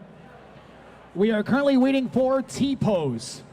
T-Pose, a notoriously, I don't want to say unreliable, but bizarre robot. I think I've never seen a robot end up in a dozen pieces more often than T-Pose. It flies itself apart quite frequently.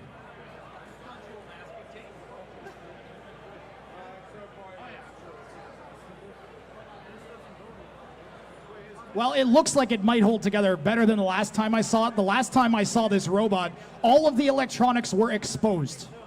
So at least it has a shell now. That's always nice.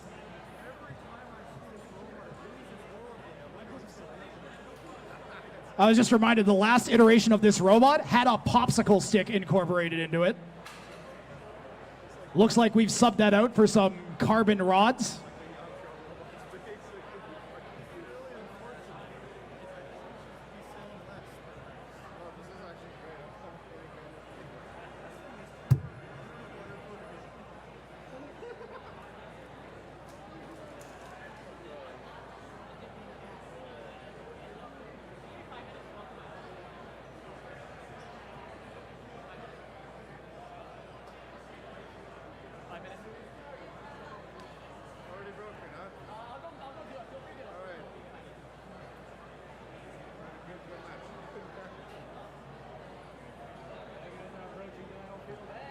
All right, here's the deal, T-Pose.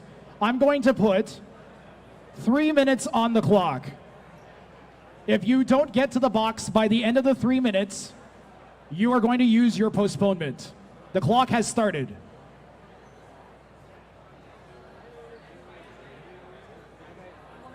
Wait, we're gonna give them the 3 minutes. They've used the postponement? Okay, T-Pose used a postponement. We are going to move on to the next fight. You can go ahead and unload Snap. And we're going to do Pink Lady versus Eruption. That's right. The robot named Pink Lady is not the pink robot. Don't ask me.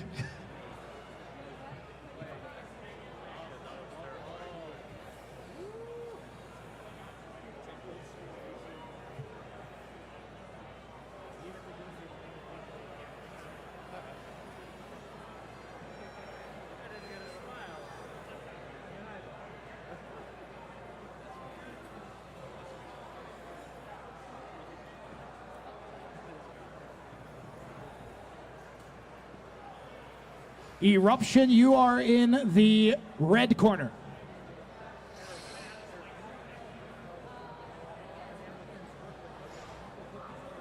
Pink Lady.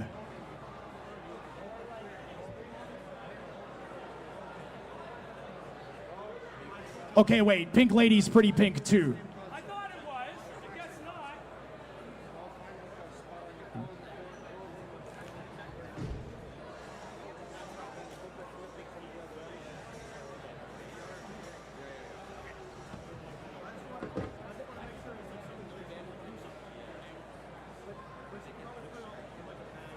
Okay.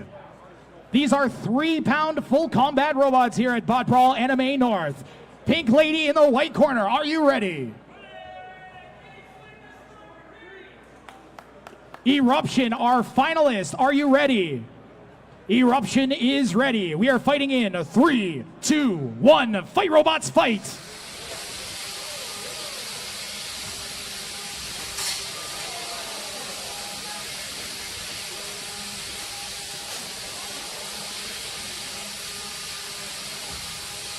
Eruption taking those big long charges at the opponent.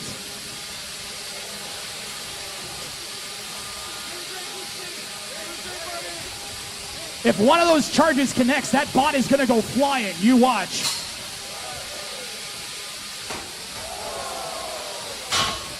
One wheel looking worse for wear already.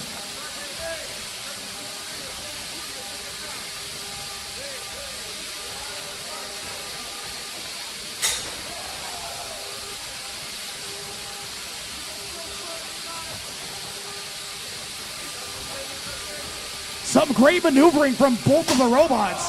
Wow!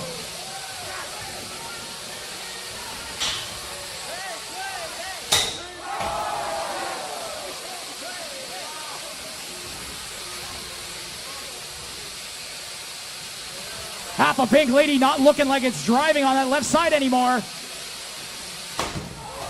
Another big slam from Eruption. And another one.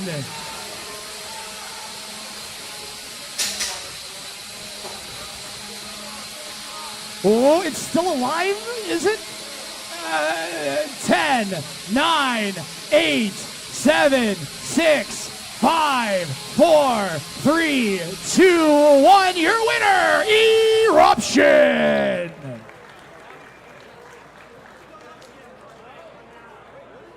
Oh yeah, that's some good fighting robots right there. Props to Pink Lady who kept it going. Could have tapped out, but chose to not. Putting on a show for us here at AnimeNorth. Let's hear it for both of our robots one more time.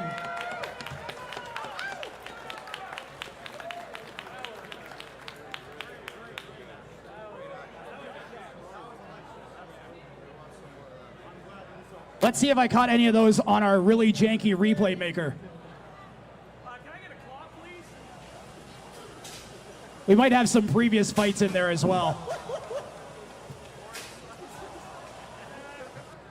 We don't have real replay. I have it like kind of jerry-rigged a little bit. White's having a little bit of problems getting around. Big impact. You get some highlights from previous fights while we wait for the next one. Oh, you're going to get a nice suplex, I think, here. Best of three.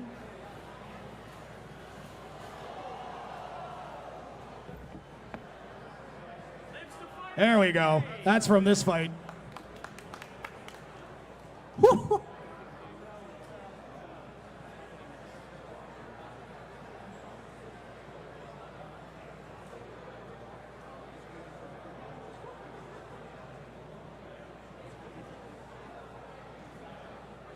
First strike instigator, you guys are due up.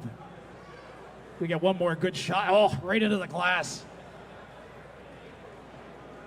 Our arena built out of bulletproof polycarbonate. Same stuff that banks use.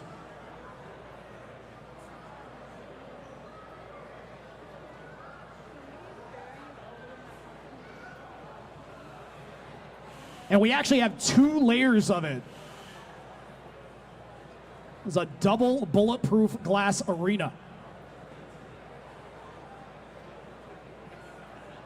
We've never gone all the way through either of the layers. We have had close to getting through, but that's why we have 2 layers.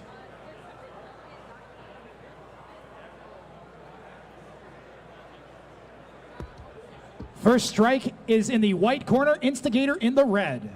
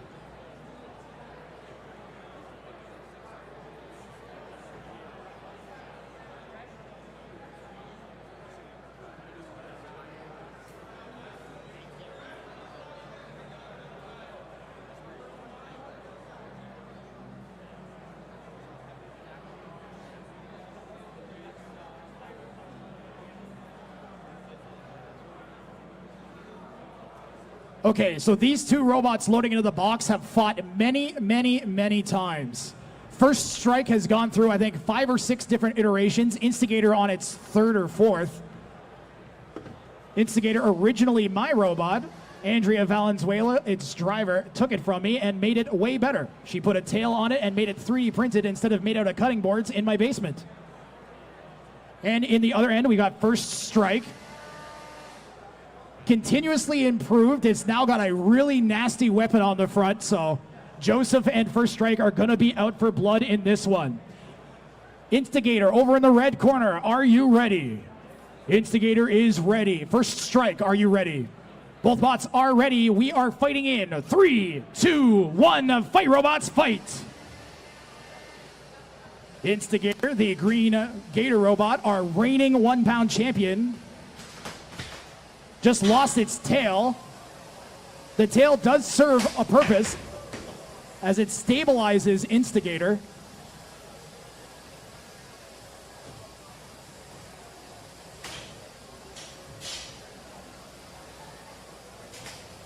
Nice maneuvering there from Instigator to get out of that corner. Good shot from first strike.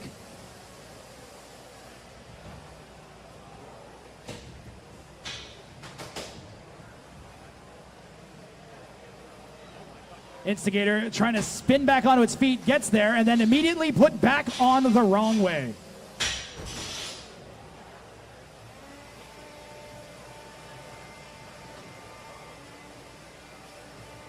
I'm not sure. Oh, Instigator's weapon starts back up there. We are 1 minute into the match. Instigator hitting everything but its opponent.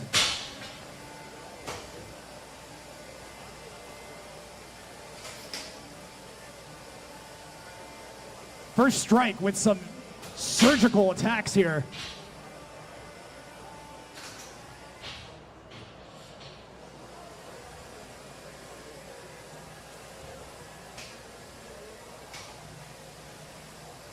Both robots struggling with maneuverability a bit. Instigator doesn't seem to have one side of its drive anymore.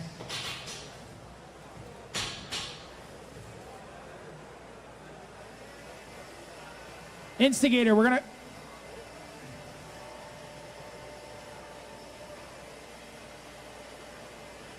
That blade on the front of Instigator not spinning anymore, so it's going to spin the whole robot. Back on its feet now, and that motor still won't turn. We have a tap out from Instigator. Your winner is First Strike.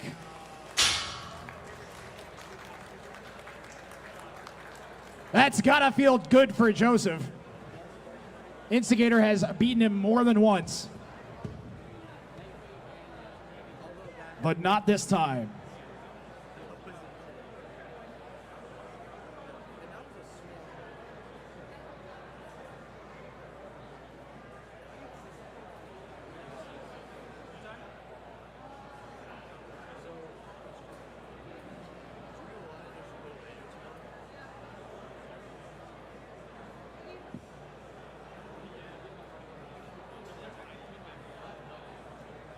Make sure to go to BotBrawl.ca. Check out our Discord server. I really can't tell you about it enough.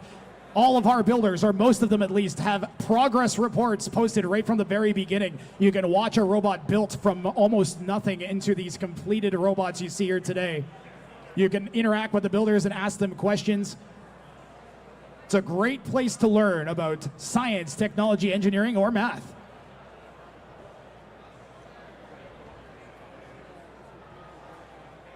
We are looking for Bort Rebirth and Alpocalypse.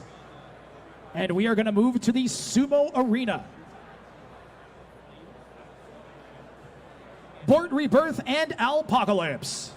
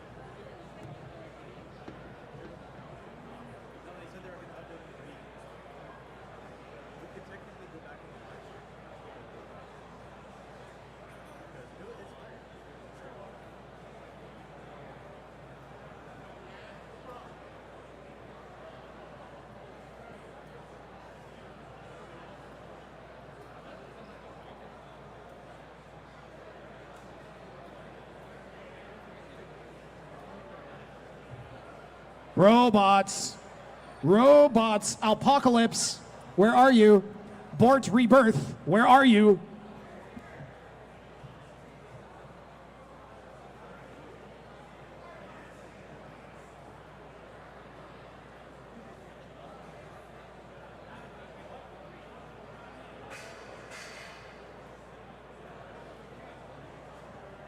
The cool thing about the sumo robots is you can make them out of wood. Makes it a lot easier to put one together yourself.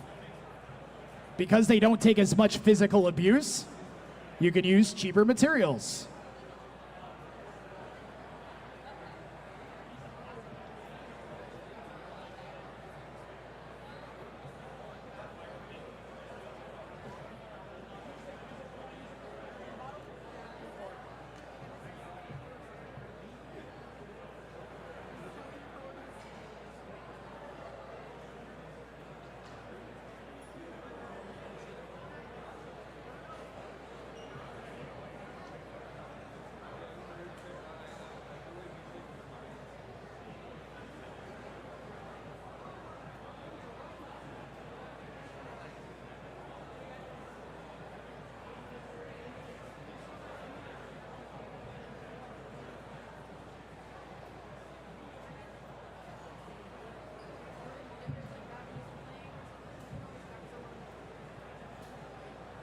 All right, looks like we are ready to go.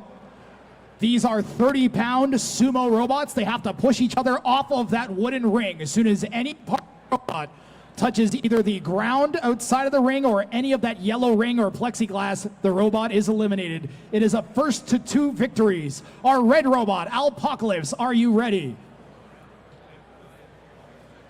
And Bort Rebirth, are you ready? We are gonna fight in 3, 2, 1, fight! A tentative opening. There's a lot of speed in those robots.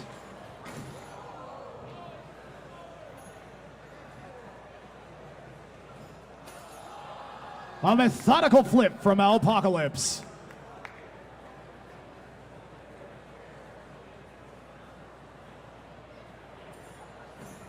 Please don't spank the robot. Okay, fine, you can spank the robot.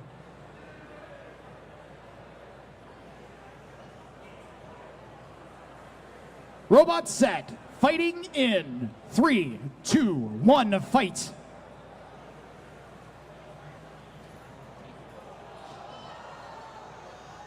Board is out, but we're gonna let Alpocalypse bring the Alpocalypse. So that's a 2-0 victory for Alpocalypse. We're gonna put them back in and let them fight again.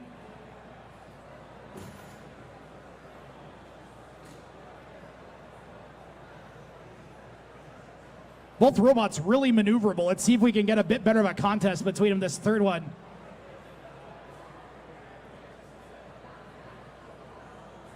Fighting in 3, 2, 1, go.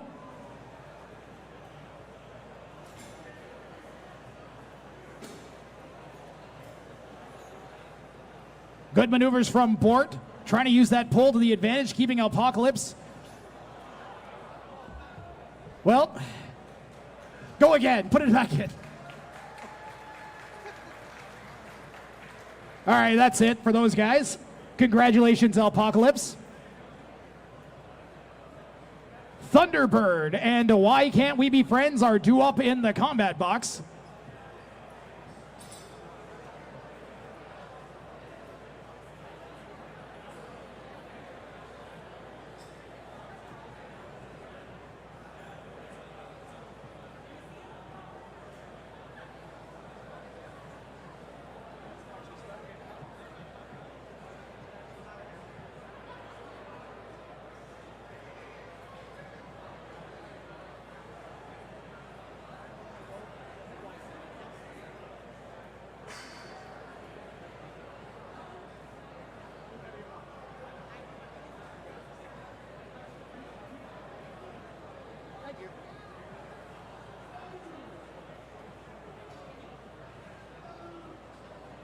Keeping things moving, we are looking for Thunderbird and Why Can't We Be Friends.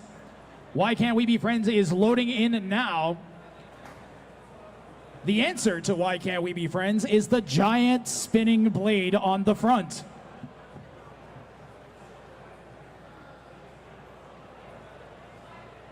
Thunderbird. Oh, Thunderbird. We await you.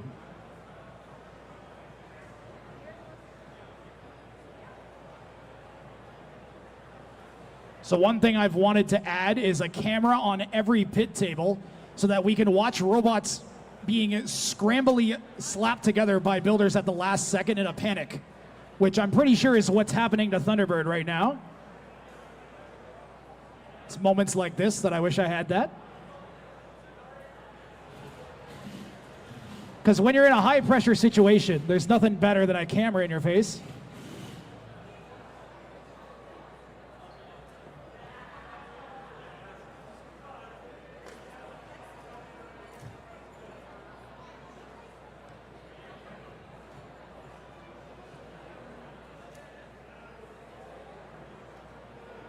I was going to show Scuttlebutt, but he's gone.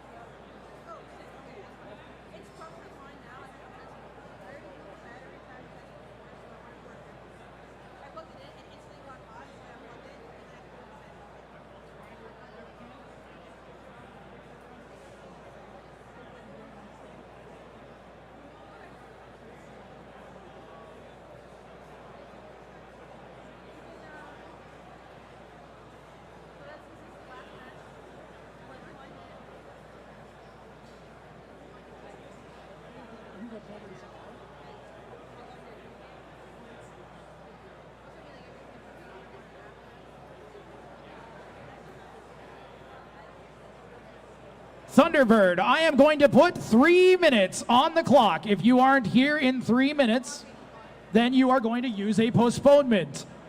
Oh, hi, Thunderbird. How you doing? Could be better.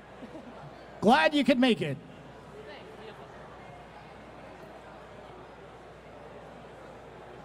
My patience is low. I crave destruction.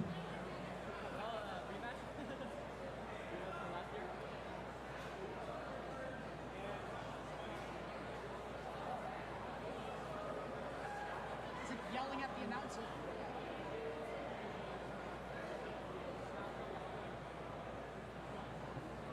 I don't know.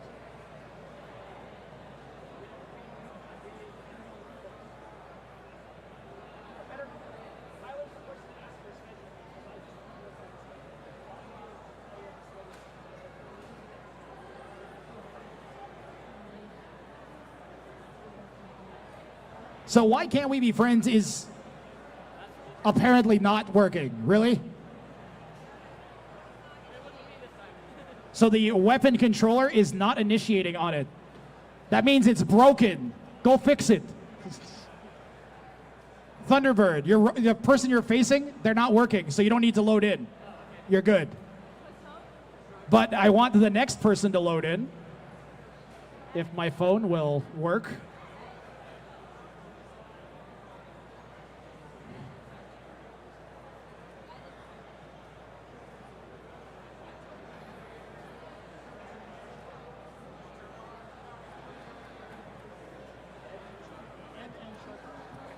Sharko and Ed, you guys are due up.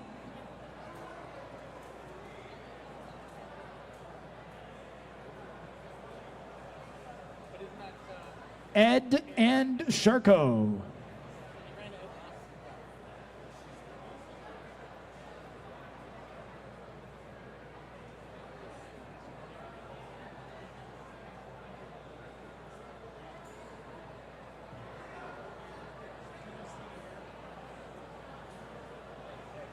Okay, I'm going to start pulling random builders and putting them in the box to fight instead if we don't get some robots. Really wish that would work. Sharko and Ed.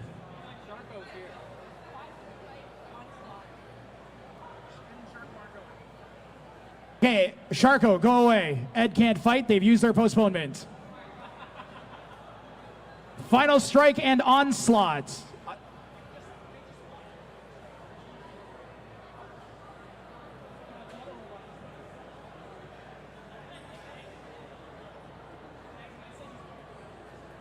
Okay, we have no working robots. We are going to take a half-hour break. We're going to take a half-hour break and let our builders fix their robots because they're all broken. They broke them. It's called fighting robots, not cuddly robots. See you in 30 minutes.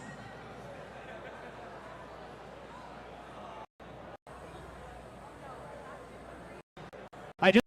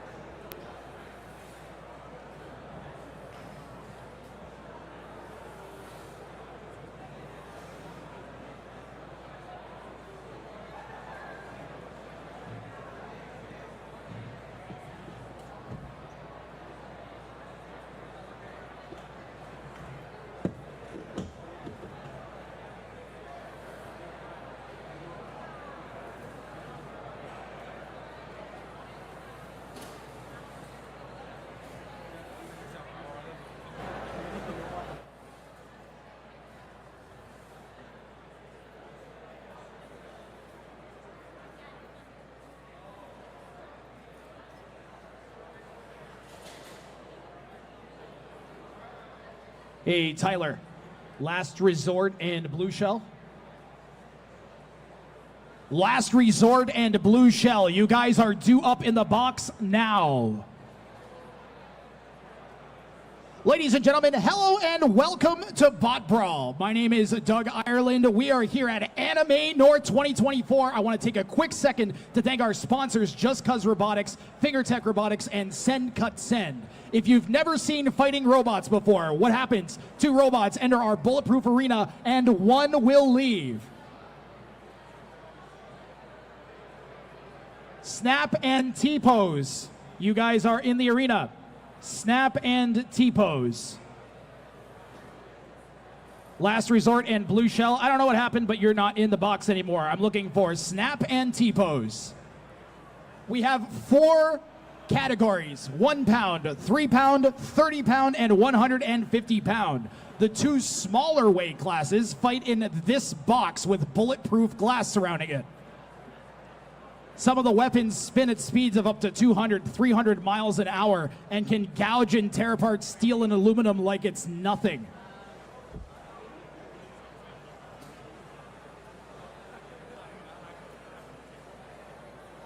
Loading into the white corner, you can see Snap, the pink robot, is made out of 3D printed plastic.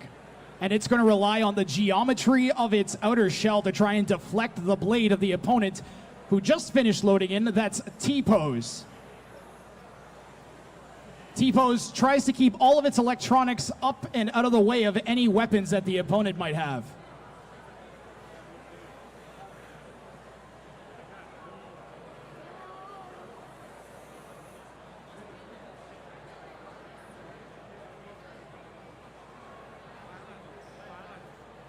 In the red corner, we have T-pose. T-pose, are you ready?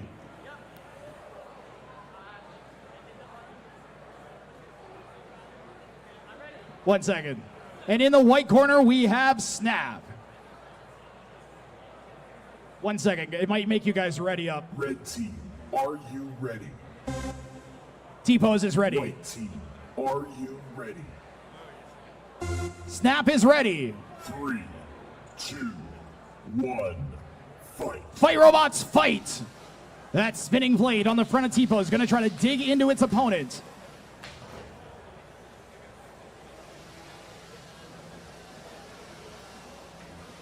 I mean, I think it's supposed to dig in. Right now it's bouncing. There we go. Snap going to try and grab onto the opponent, slam it into the walls, maybe tip it over.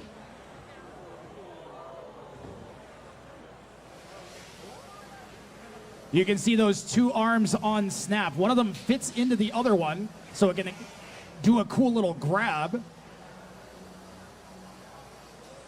Great driving from Snap.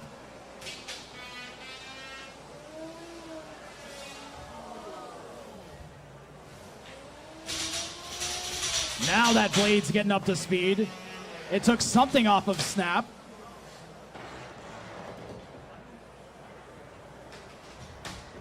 There's a good hit. 1 minute into this match. Matches are 3 minutes in length. If they go the full 3 minutes, it goes to the judges. Damage, aggression, and control are our 3 judging categories. So you want to be aggressive, you want to do damage, and you want to try to control the other robot. Like that. Snap bringing it over to the judges.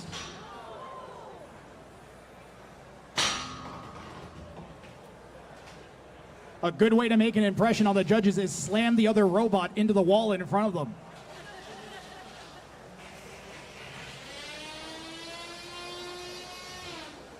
You're just waiting for a big bite from T-Pose. Snap grabbed right onto the weapon there.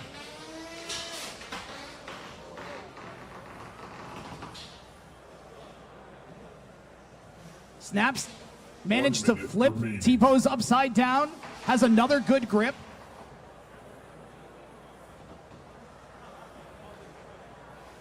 Under a minute remaining here.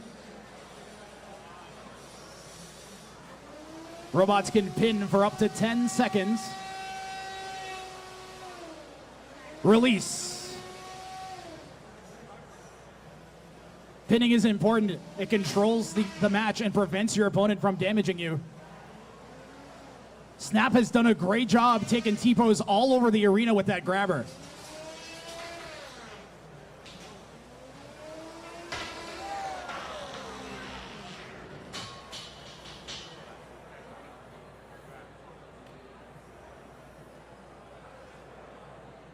Seconds remaining. And release. Oh, that is a crazy position. 3. They won't be counted out. This will go to the judges. Over. Saved by the buzzer, but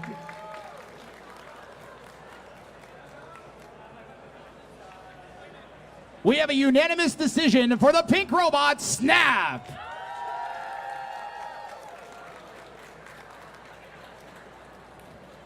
That was a great match. It's really tough to win fights as a control robot. It takes high level of driving, and Snap showed it there. Okay, one of my drives I did not. You got 2 of my opponents. I believe for our next fight, we're going to move up a weight class to the 3-pound category.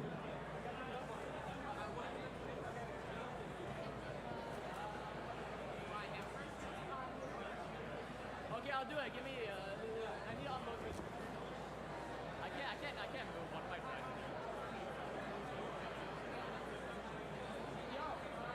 Our next fight should be really destructive.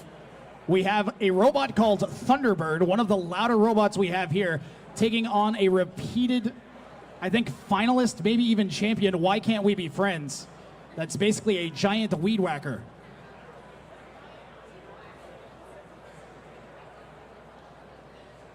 Thunderbird and Why Can't We Be Friends, please come to the box.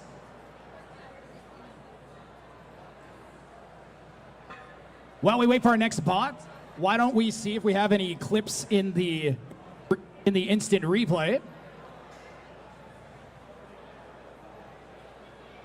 We do not. I gotta hit that button.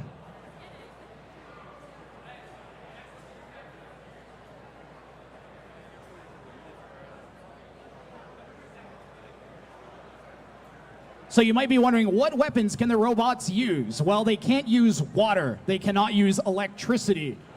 They can't use burning. You're not allowed to, I don't know, stick the robot to the walls. You can't just attach magnets to them. But basically anything else, anything that involves whacking or chopping or slicing, those are all okay.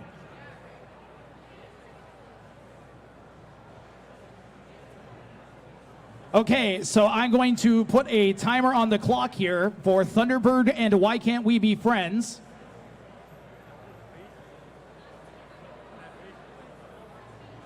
Thunderbird and Why Can't We Be Friends, you have 3 minutes to head to the box starting now.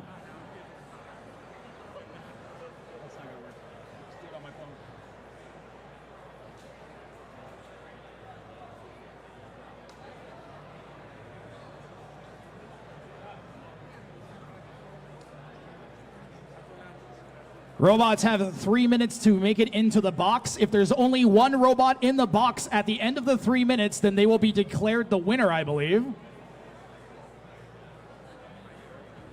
Hopefully our builders are on the way. That's Thunderbird loading in right now.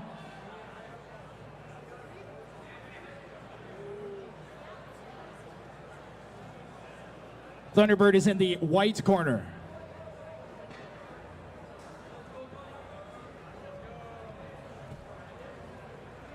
Fans, we are happy to announce that this is the largest combat robot competition that's ever been held in Canada. We have 40 teams and over 70 robots here today. Combat robot events have been hosted since 2002. This is the largest one ever held in Canada.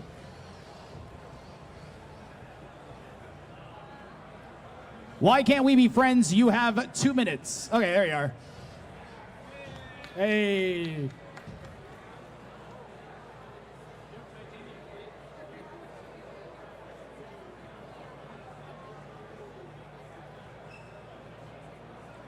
As you can see, Why Can't We Be Friends has a huge slicing blade on the front.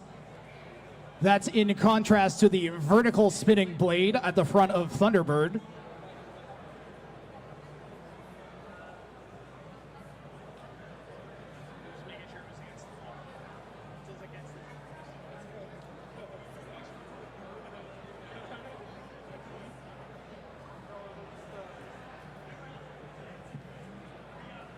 This is going to be good.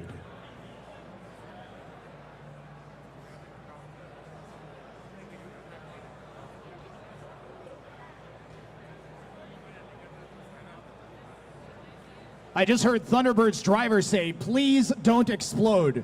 So that doesn't lend any confidence.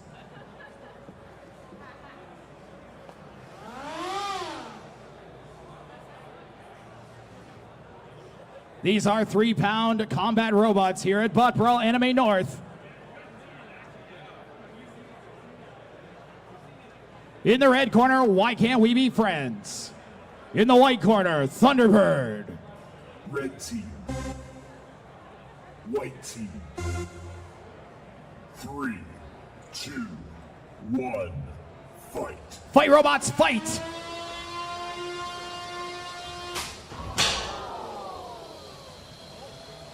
That's a good opening to the match.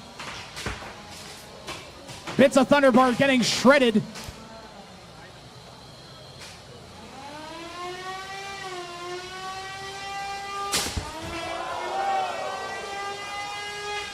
A tremendous impact. Both robots looking worse after that one.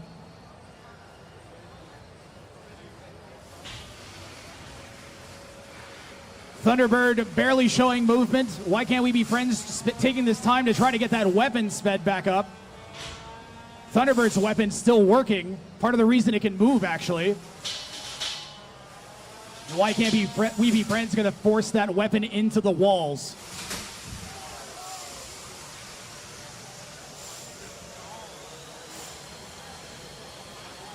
Both weapons spinning. 1 minute in.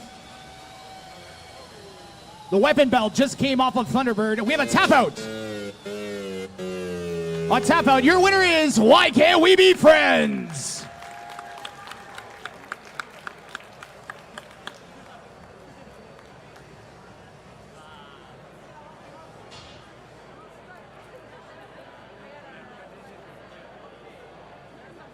Sharko and Ed are next. We're gonna give Ed a second because Ed's driver is currently taking Why Can't We Be Friends out of the box.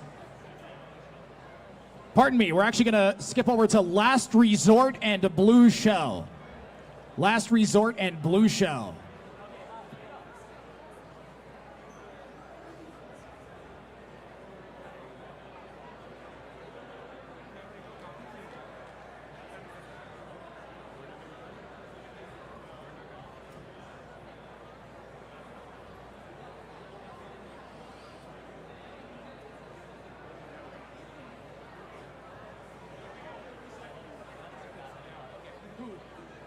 Blue Shell's 30 seconds? 3 minutes is what I've been doing. 30. Blue Shell, you have 30 seconds to come to the box or we are going to forfeit your match, starting now. We're not making it. Blue Shell missed an earlier match and we were nice and they still aren't ready. 20 seconds until Blue Shell.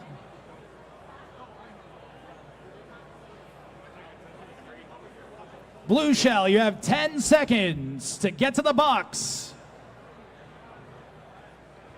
5.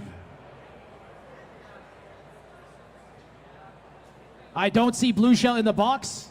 You guys have forfeited that match, unfortunately. You can talk to Tyler.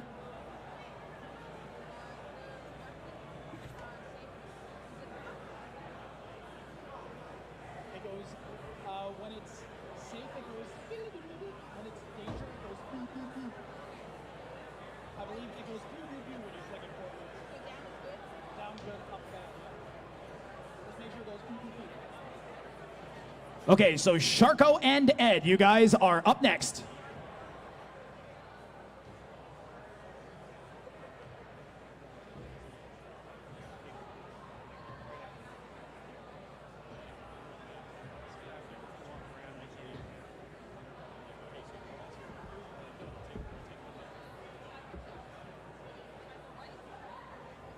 Sharko White.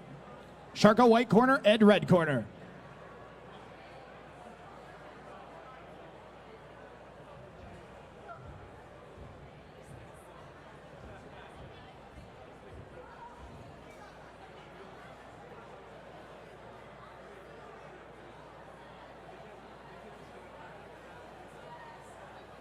I'm going to throw some highlights up on the screen for you guys from the last few matches.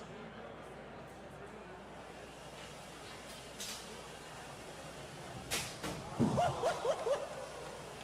think it's actually from earlier in the day, but we got stuff to show you at least. Fully operational looks. Although White's having a little bit of problems getting around, big impact.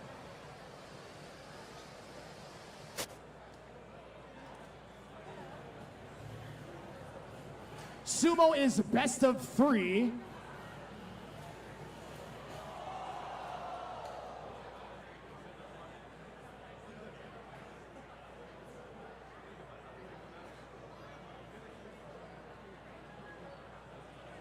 Final strike and onslaught. Please be ready to go. You guys are on deck.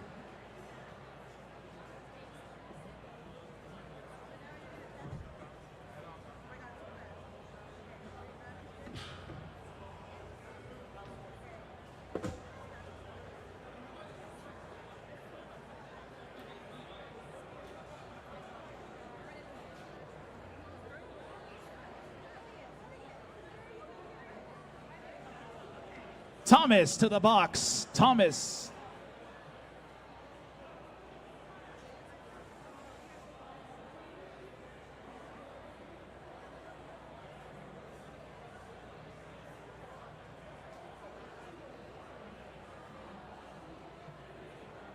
Okay, so we've got Sharko. Hold on, we'll go through our intros here. So these are 1 pound robots. This is our lightest weight class, but you'll be surprised at the punch that they pack. In the red corner, we have Ed. In the white corner, we have Sharko. Red team, are you ready? White team, are you ready? 3, 2, 1, fight. Fight, robots, fight.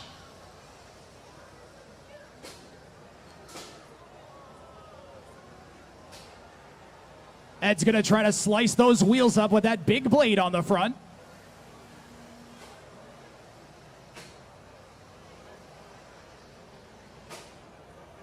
Sharko already kind of struggling. A key part of fighting robots is being able to fight, and I don't see any kind of weapon on Sharko. But it is thudding the other robot, I guess.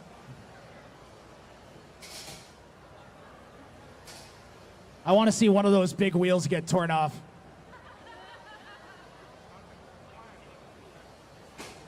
There's a nice shot from Ed.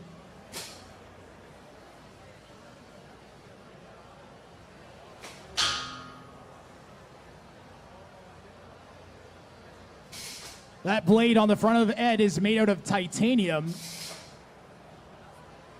It'll chop through anything if you can get purchase.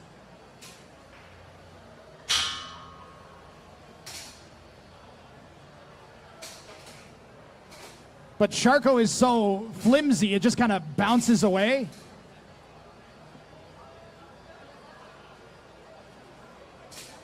Sharko using the goo strategy. You see, you can't squish or break or destroy goo. It's just always still goo. Sharko, can you move? 7, 6, 5, 4, 3, 2, 1. Your winner is Ed.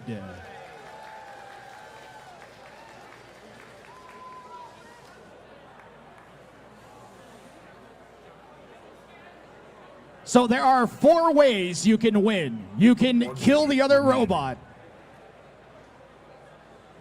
You can knock the other robot out. That's way number 1. You can take the match to a judge's decision. You can make the other robot eject their battery. What's the other way? Oh my God, I can't remember the 4th way right now. I started thinking about batteries getting ripped out of robots.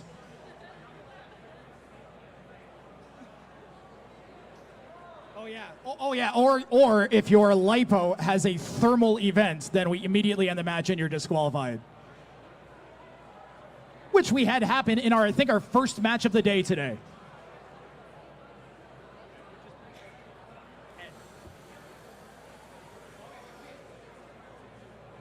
Up next, final strike in Onslaught. We're gonna ask that Circuit Circus and Smirking Cat Sawbot make your way to the on deck.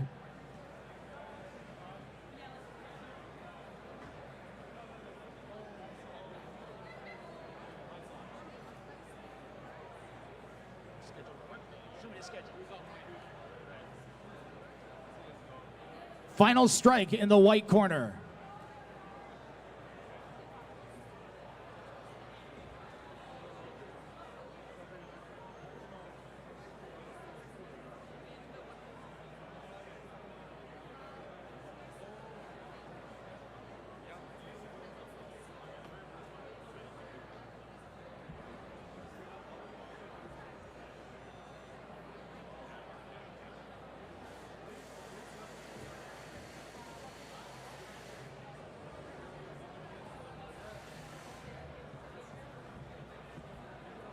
We are once again in the 3-pound weight category, and both of these robots with giant vertically spinning discs on the front. So they are going to try and launch each other up into the roof and smash each other to bits.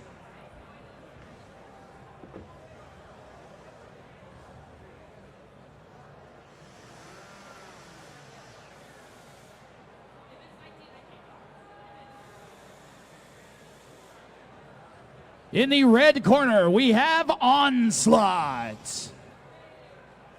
And in the white corner, Final Strike. Red team, are you ready? White team, are you ready? 3, 2, 1, fight.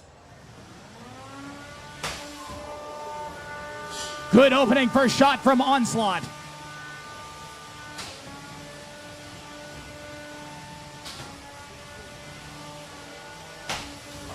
Another big shot. Onslaught looking the more stable of the two so far in the opening 30 seconds.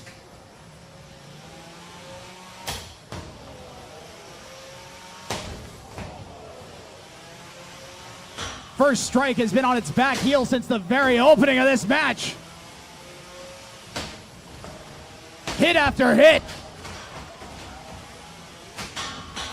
You can see that weapon on First Strike could do damage. It's just not getting any good shots here. Onslaught. The onslaught of onslaught.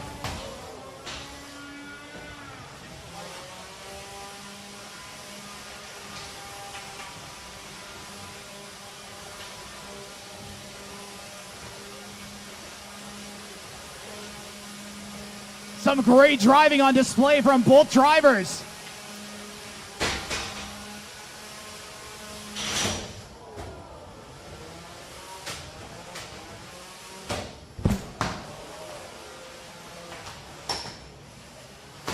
All right, so far these guys have hit a camera, they hit a microphone. This is crazy.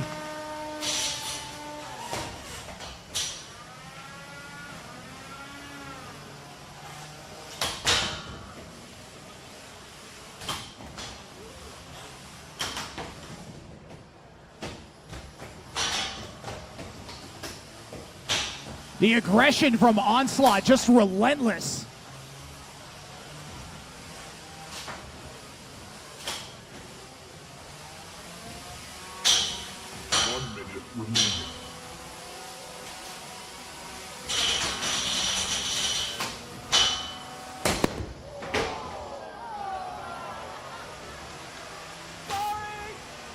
What was that? I couldn't hear you.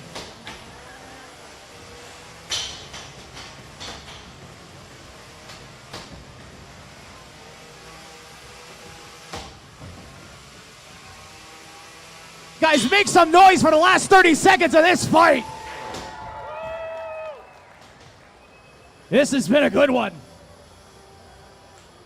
Oh, not for the equipment.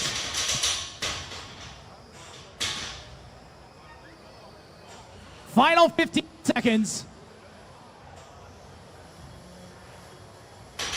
10 seconds remaining.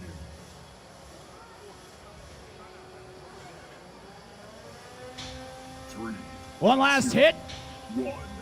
Match over. Wow, that might be the match of the tournament so far. Let's hear it for both the robots.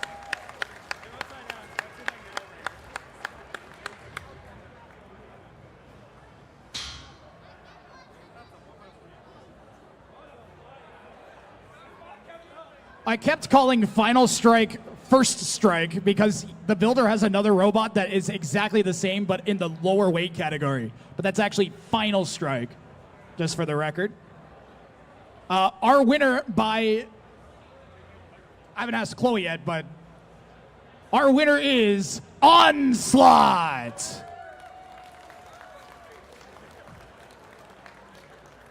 That one was pretty clear. All right, let's see if this mic still works.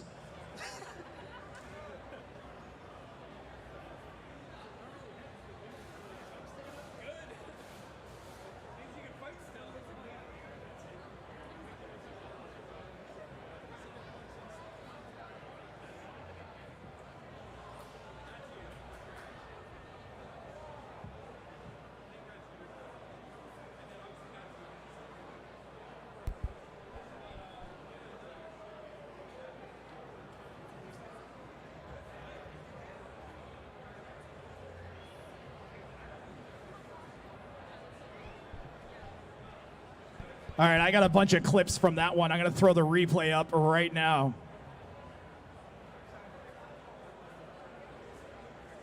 Another big shot. Onslaught looking the more stable of the two so far in the opening 30 seconds.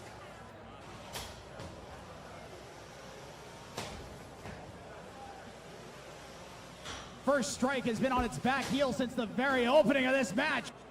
Circuit, Circus, and Smirking Cat Sawbot, you guys are due up. PPK and Kenzai Drifto, you guys are on deck. Hit after hit.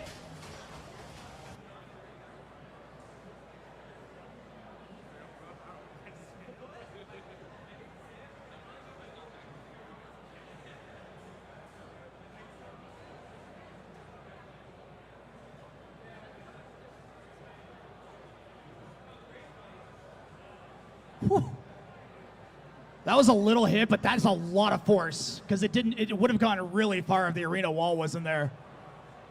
What a great match. There's the microphone, yep.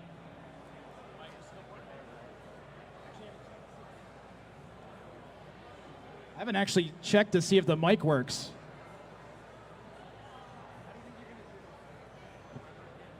Chloe, can you tap on the box right by that mic?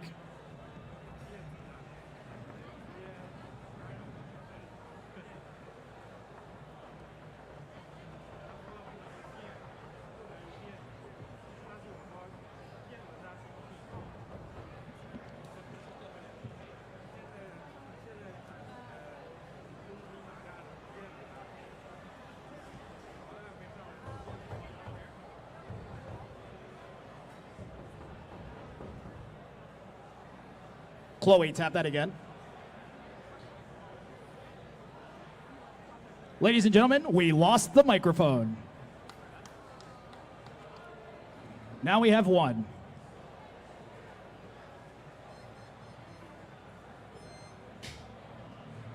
It's not only robots getting destroyed here today. That's the first mic we've lost in like 5 years, yep.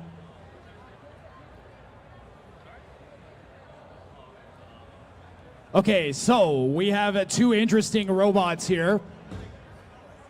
In the white corner, let me get our lights going here.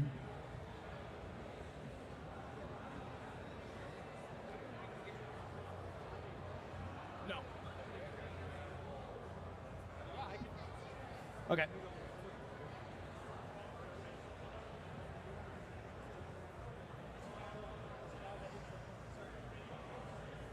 Red team, are you ready?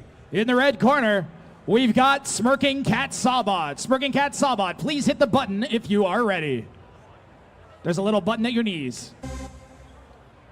White team, are you ready? Circuit Circus is ready. 3, 2, 1, fight.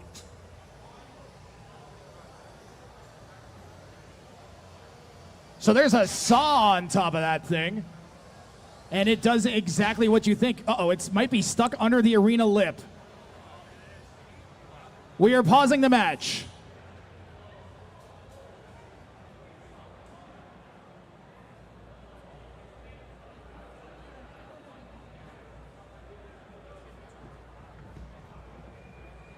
Robots get one unstick per match.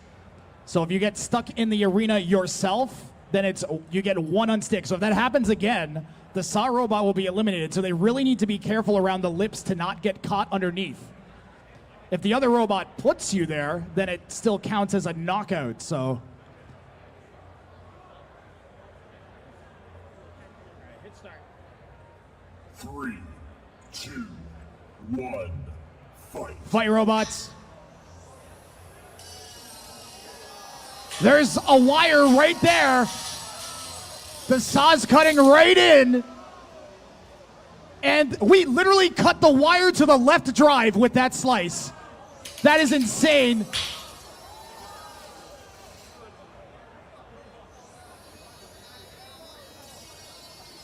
You gotta want to see the electronics get sliced into. That's crazy. Every slice potentially cutting apart vital wires.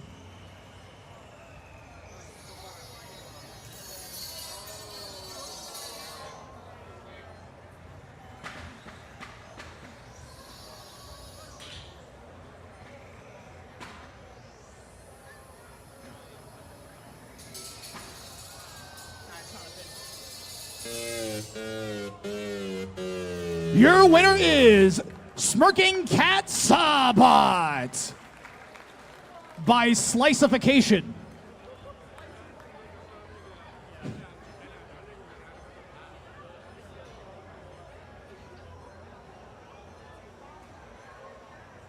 Sawbots are the best because it's always like your crazy uncle's like, why don't you just make a robot with a big saw on it? Well, it works. PPK and Kenzai Dorifto, you guys are up. Blitzkrieg and Orbital Strike are on deck. Yeah, no, it's not working. It's just something's disconnected. It's just moving. So, okay, I can hold. Make sure to check us out at botbrawl.ca.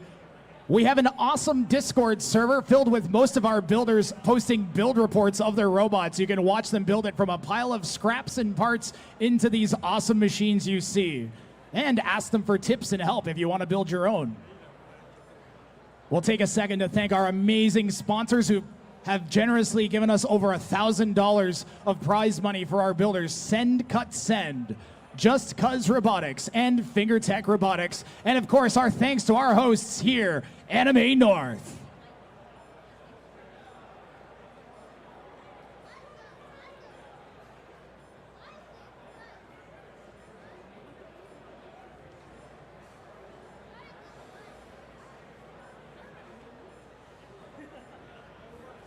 We are definitely going to need a sweep. Nice.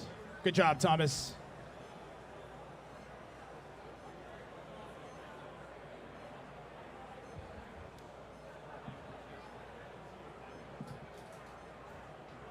Sounds like low voltage.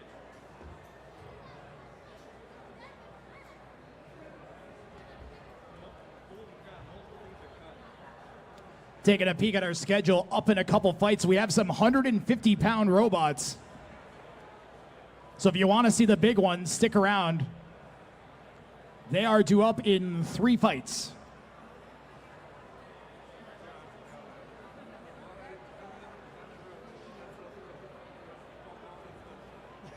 Wait, who?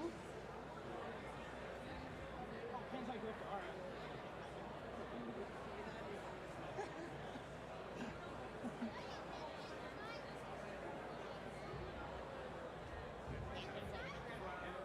I'm being told Kenzai Dorifto is just putting the top on.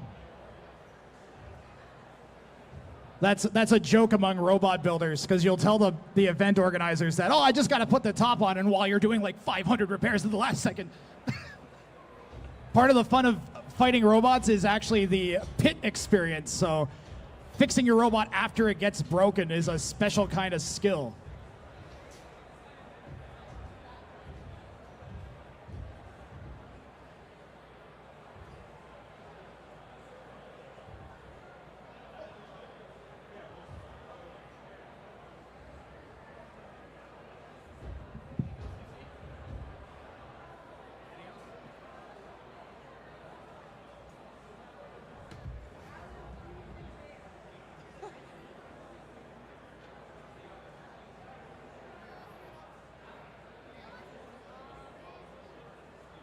I can see the builder of Kenzai Dorifto frantically using some sort of tool to do something.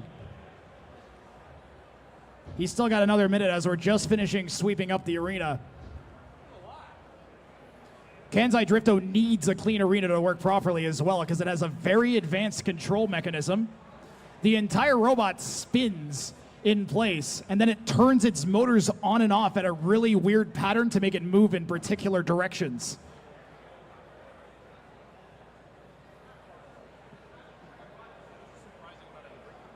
Yeah.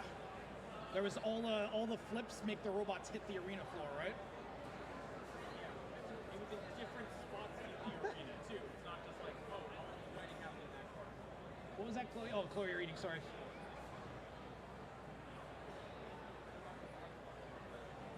Jeez, what sandwich is that? It smells really good. What sandwich is that?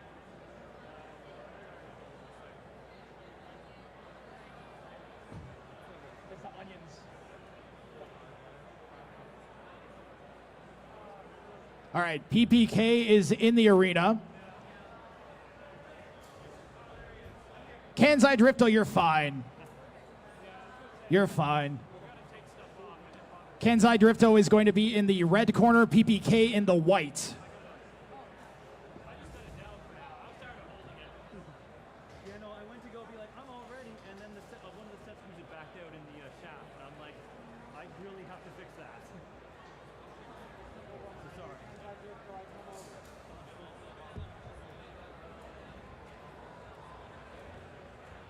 So poor Kenzai Drifto has faced robots like the Teal robot many, many times. It's one of the worst robot types for it to face, actually. That giant wide beater bar on the front of the Teal robot PPK is particularly good at catching the edges and sending robots flying around the arena, and Kenzai Drifto really doesn't like that happening to it.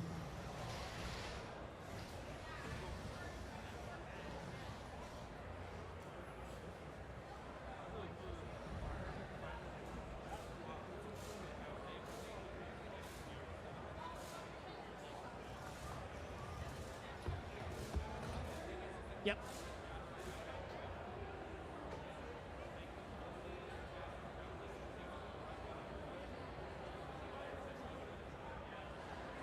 So if you see that crazy looking controller that the robot currently being loaded in by the driver has, he actually built that himself. Yeah, you could go buy a radio controller, or you could make one yourself.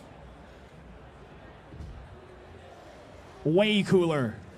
And you learn more.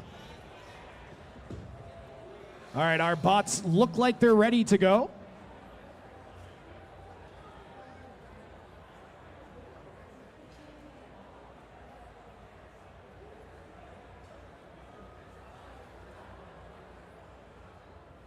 In the red corner, we have Kenzai Drifto.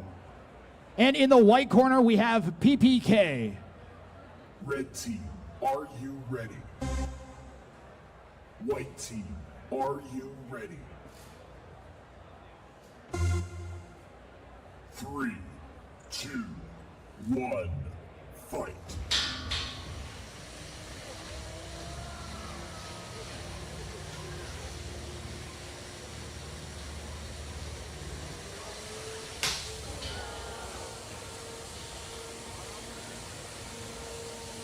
Kenzai Drifto's up to speed.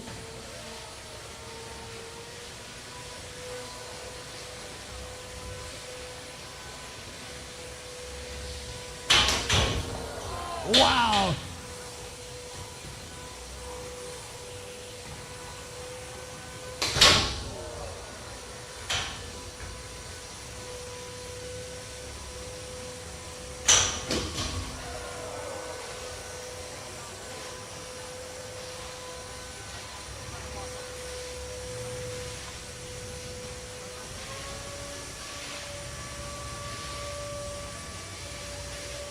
An explosive first minute. Kenzai Drifto looking the best it's ever looked here. PPK is trying to find a good angle to try and come in with that weapon, but it only has one wheel to do it with.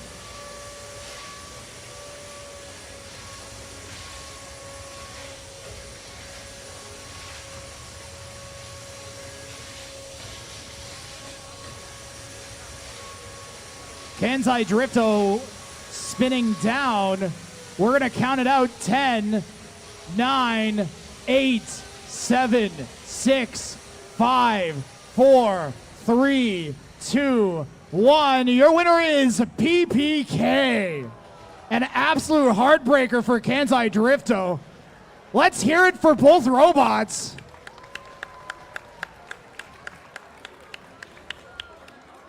And Dan, I think that's the most disappointed I've ever heard a crowd at a loss. Everybody was rooting for Kenzai Drifto. Sorry, PPK. 1 minute remaining. Good job killing Kenzai, though.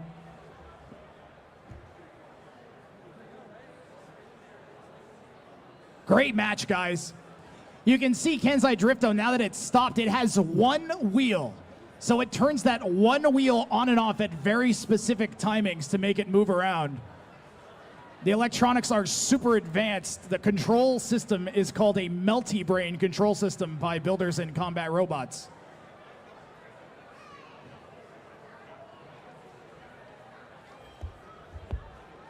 PPK not coming clean out of that one. He's going to have some serious repairs to do before their next match. Up next, we're going down to the 1-pounders, Blitzkrieg and Orbital Strike, followed up by another pair of 3-pound robots, Not So Lazy Susan and Pink Lady.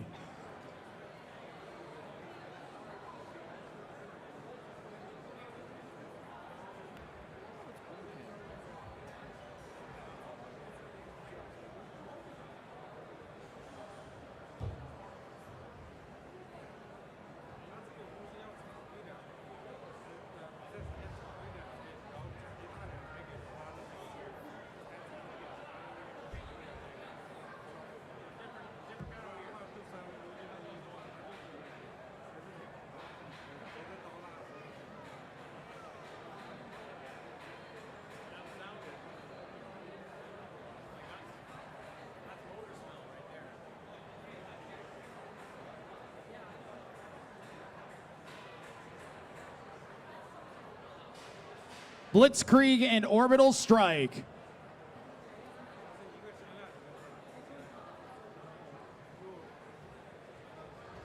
Blitzkrieg in the white corner. First robot always in the white corner.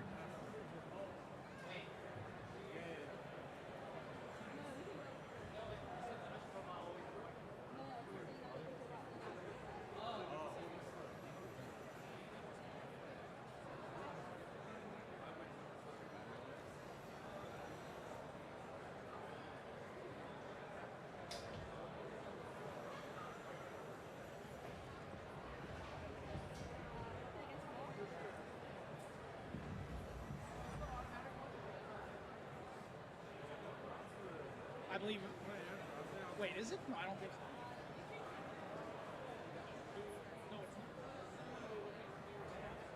They're both automated? This one doesn't have. No, this one doesn't have the cameras. This one doesn't have the cameras on it.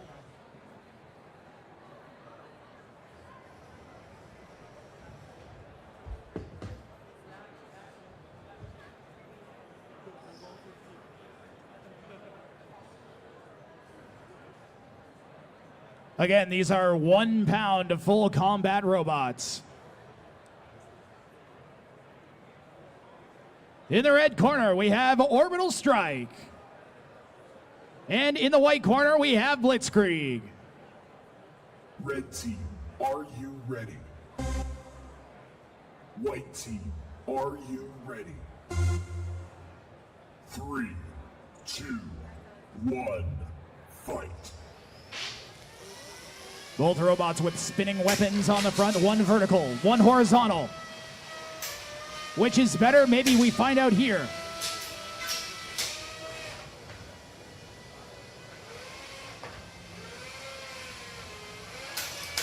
The plastic on that clear robot already kind of detaching a little bit. Polycarbonate, what that plastic is made out of, has largely fallen out of favor as in use as armor for robots. It's just a little bit too brittle for what we need.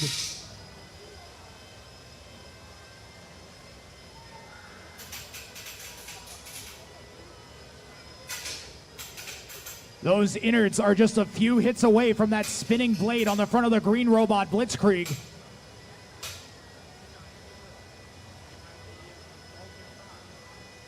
We're 1 minute in here. And Orbital Strike has done a good job of staying aggressive, at least, trying to move into that blade. Or is Blitzkrieg just kind of attacking it? Those shafts look awfully bent on those motors.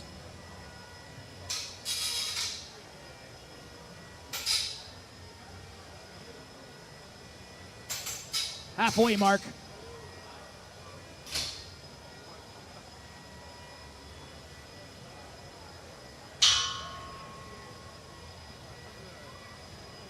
I'm not seeing movement here. I need controlled motion from Orbital Strike. Move off that logo. All right, we're counting that, I guess. I mean, it's shaking around. I'm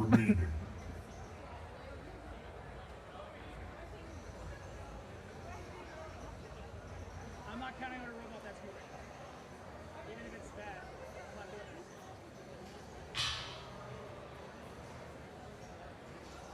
it. Blitzkrieg has spun their weapon motor down. Or is it broken? We're not sure.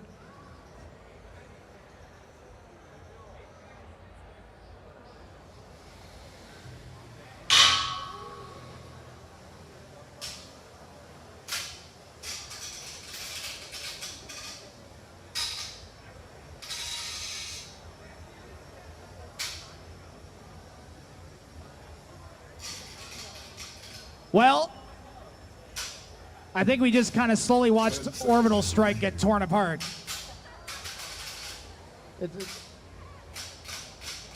I think if you submitted that as a science project, Match over. your teacher would fail you. Your winner by unanimous judges' decision is Blitzkrieg.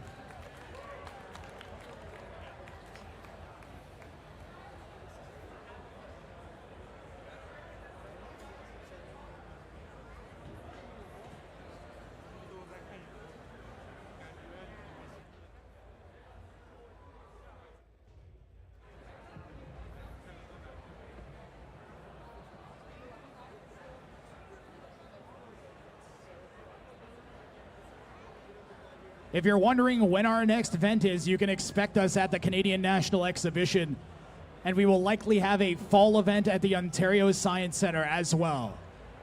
Make sure you go to botbrawl.ca. We have an email list you can sign up for, a Discord server, Facebook, all that good stuff.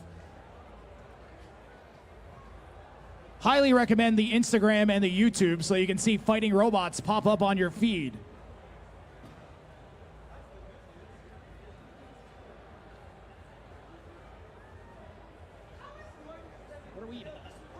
We are BotBrawl Canada on Instagram and YouTube is our handle.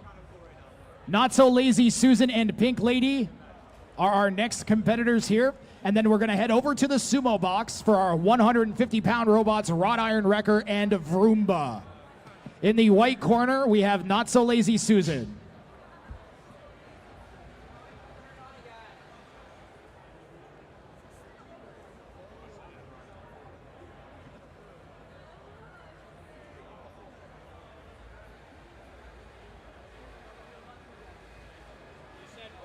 No, it's in the white corner. Not So Lazy Susan is in the white corner.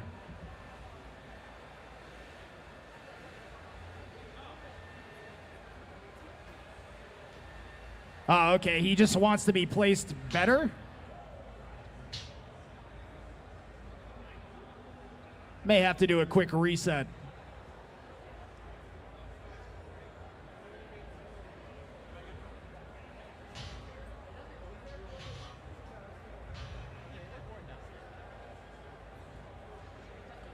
Not So Lazy Susan, another one of those robots where the entire outside of the bot rotates, the entire robot spins. Pink Lady, you are due up in the box. Pink Lady. I am starting the 3-minute timer. You're being saved by my phone's lock screen. Starting now. You have 3 minutes, Pink Lady, or you will forfeit.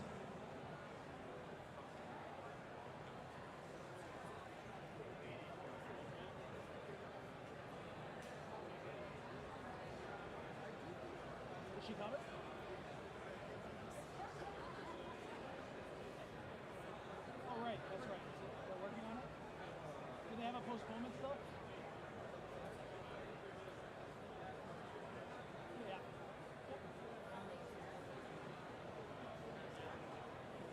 All right, so we are giving them another 2 minutes to get into the box, and if they don't make it, we're going to switch over to that 150-pound match. And we are going to give Pink Lady a postponement. Robots are only allowed one postponement for the entire weekend. Usually you want to try and save that for near the end of the tournament. Sometimes you don't have a choice if your robot is really broken. I'm going to throw our replay up from the last few matches while we wait. Another big shot. Onslaught looking the more stable of the two so far in the opening 30 seconds. Okay, Pink Lady's going to use the postponement. You guys can unload. First Strike has been on its back heel since the very opening of this match. First Strike has been on its back heel since the very opening of this match. Hit after hit.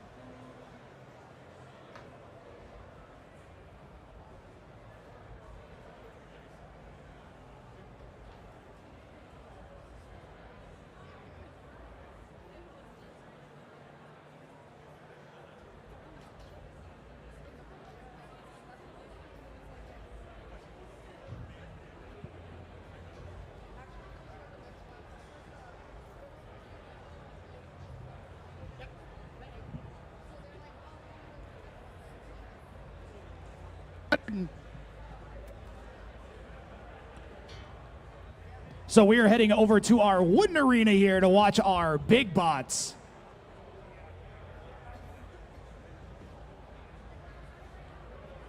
The purple robot has a vacuum on it. Why? Not to clean your carpets. No, it's to try and suck down onto that wooden platform so the other robot can't push it off.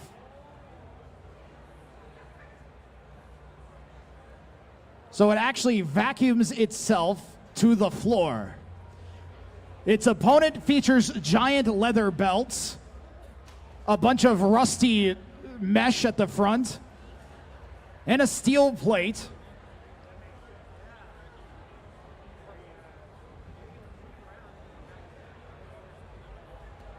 And these guys weigh 150 pounds each.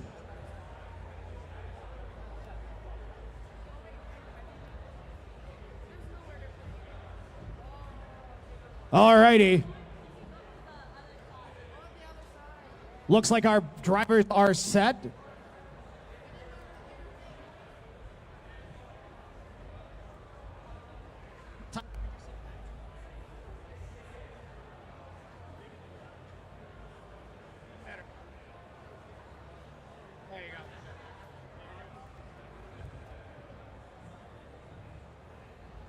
So the builder of Wrought Iron Wrecker, you can see him sitting next to his bot. His robots all have a certain aesthetic, but not only his robots, the art that he comes in with looks like it was pulled out of the bottom of the ocean. His entire aesthetic is kind of steampunky.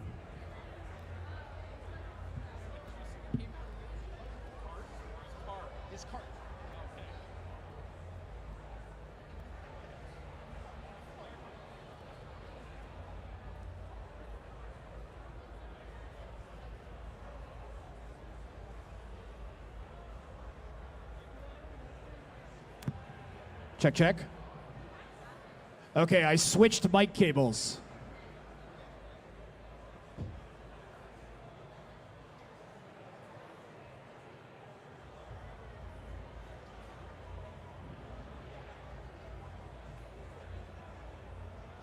Uh-oh. Up next is going to be Screamer 2 and Left Shoe Right Foot in the combat box. The next sumo match is Microwave and Zoidberg.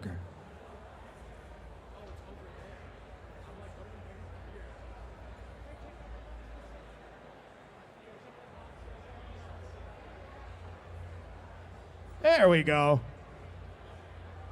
There's a lot of wireless signals flying around here. Okay, Wrought Iron Wrecker, are you ready? Vroomba, are you ready?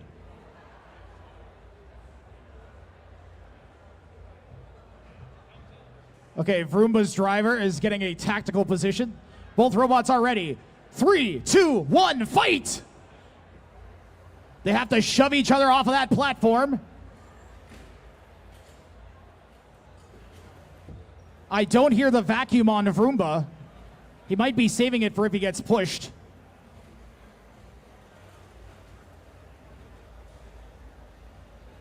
The bot's locked up around that center pole.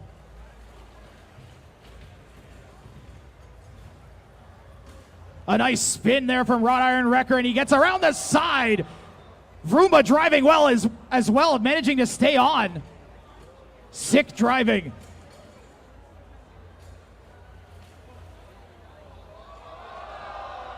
Wrought Iron Wrecker takes the first set. This is a best of 3. And we'll make them fight all 3 times if they manage to keep working.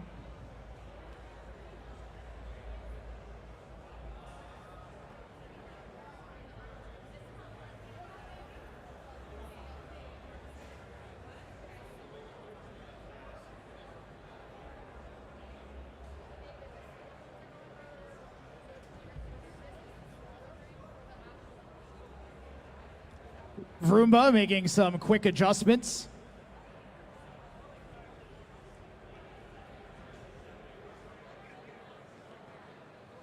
A precision kick at the end there.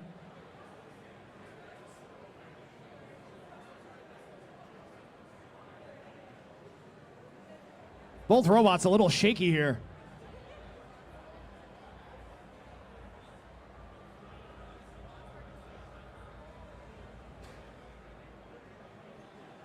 fighting in 3, 2, 1, fight. Now we hear that vacuum getting up to speed. Gonna try and add to that traction.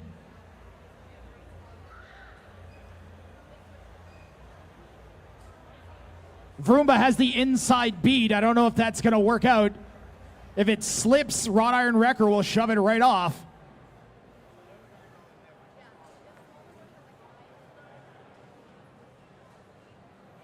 And Vroomba has got itself good and locked up on that pole with its wheel. Or is it dead? Well, it's dead now. See ya. Wrought Iron Wrecker takes this 2-0.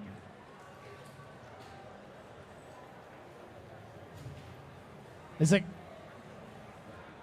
Do we got a third one? We're going to have them fight one more time just for fun if they're both still working. Screamer 2 and Left Shoe Right Foot are due up next in the combat box. The Microwave and Zoidberg are next on the Sumo Arena.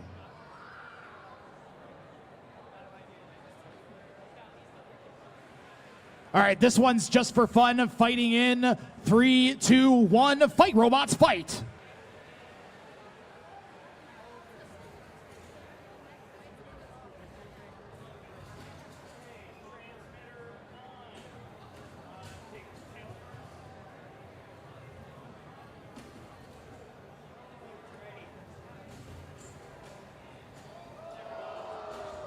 And Wrought Iron Wrecker with 3 in a row.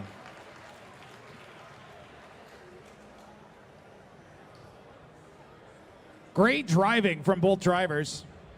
The first of that set was really long. Okay.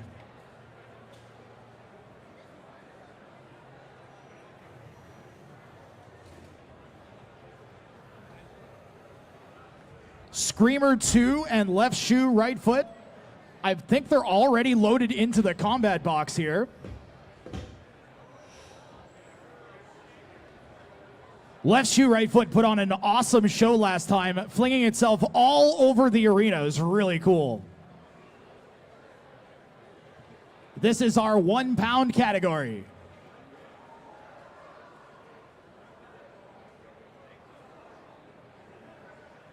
In the red corner, we have Left Shoe Right Foot.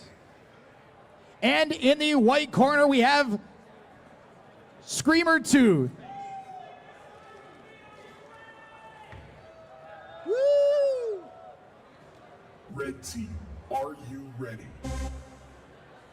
White team, are you ready? 3, 2, 1, fight. Love the passion.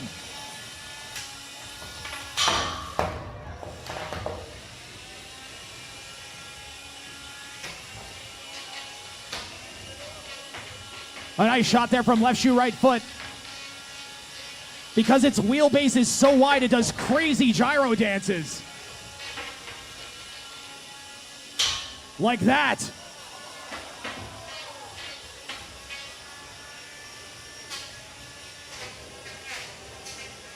Some big foamy wheels on the front of Screamer 2, absorbing some of those hits, just like they're supposed to.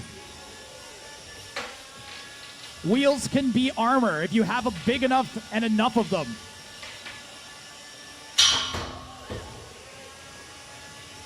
Left Shoe Right Foot careening all over the arena. The back left wheel on Screamer 2 is not looking too good there. And it's gone.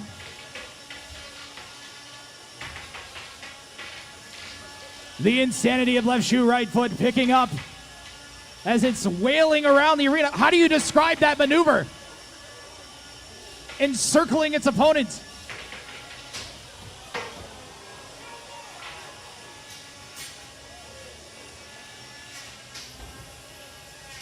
Screamer 2 is tapping out. Your winner is Left Shoe Right Foot.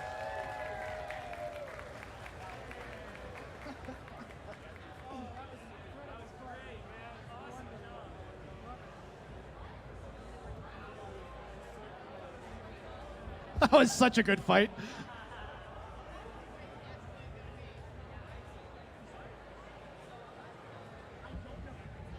I have no idea because it changes so much. Right now it's a combat.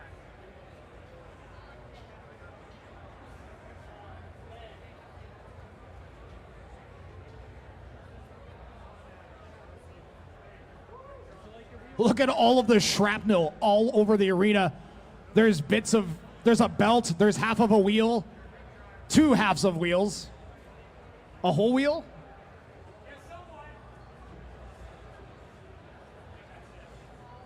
You gotta hand it to Screamer too. It took a ton of shots.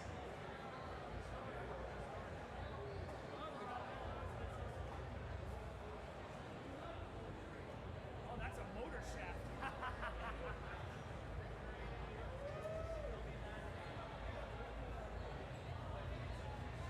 Okay, I'm being told we're going back to the sumo robots. We have a fighting microwave taking on a lobster doctor.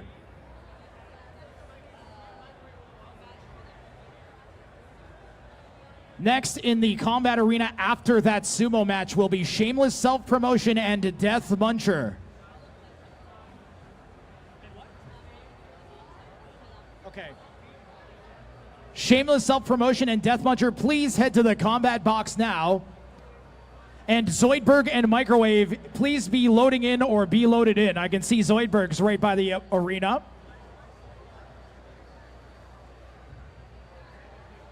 I can see the microwave, but I don't see the microwave's owner.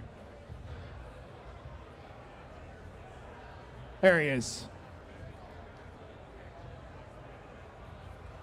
We're going to take a second to thank our sponsors, Just Cuz Robotics, FingerTech Robotics, and Send Cut Send. All 3 are crucial to our builders being able to complete their robots. Many of them use components almost entirely from one of those companies. Send Cut Send is a CNC company. You design a part, you send it to them, and they cut it and send it back. Just Cuz sells a whole bunch of awesome robot parts. Definitely worth checking out. There's a cool banner in a couple different places around our pits. And FingerTech Robotics, based out in Saskatchewan, actually is a primary sponsor of Kilobots, the other combat robot club that is in Canada. So if you're ever out west, you can go check out Kilobots. And of course, thanks to our hosts, AnimeNorth.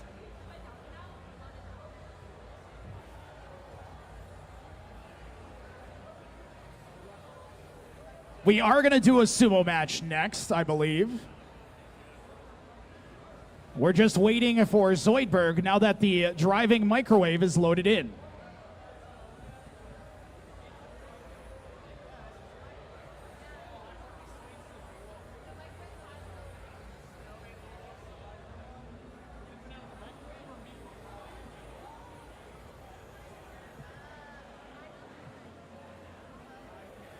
Last year, this robot was known as Hatsune Microwave. This year, it's just plain old microwave.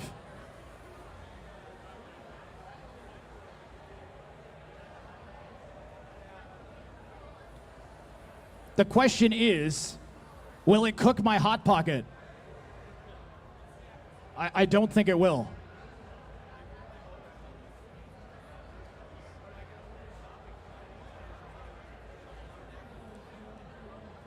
I know what you're thinking. Why are there pool noodles? Well, they're not there to be part of the robot. What they actually do is protect all of the competitors from the giant blades that are on it. And they're designed to get underneath opposing robots, hook onto them, and push them around.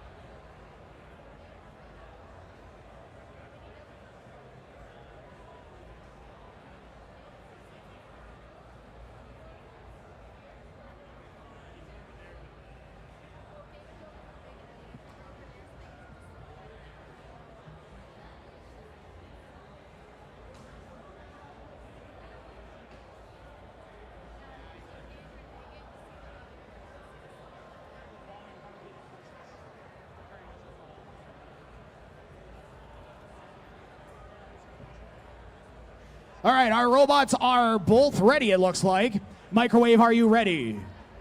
Zoidberg, are you ready? We're fighting in 3, 2, 1, fight robots, fight! Down goes Dr. Zoidberg.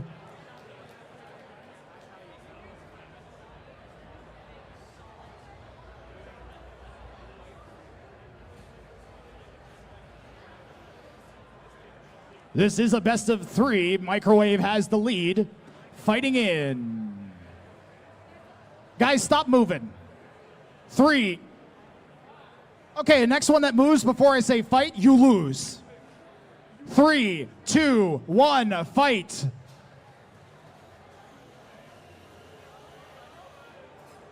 That clamp's still working. I didn't expect that. Wow, great job from Zoidberg. I'm pretty sure it touched.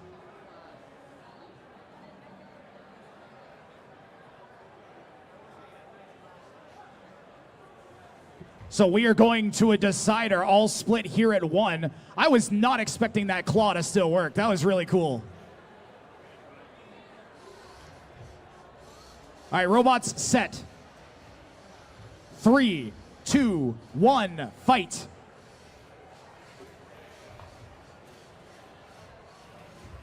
The microwave gets shoved out of the arena.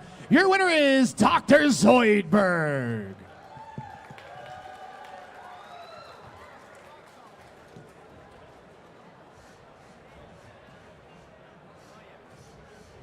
We are back here at the combat box trying to get these fights back to back as quick as we can for you folks.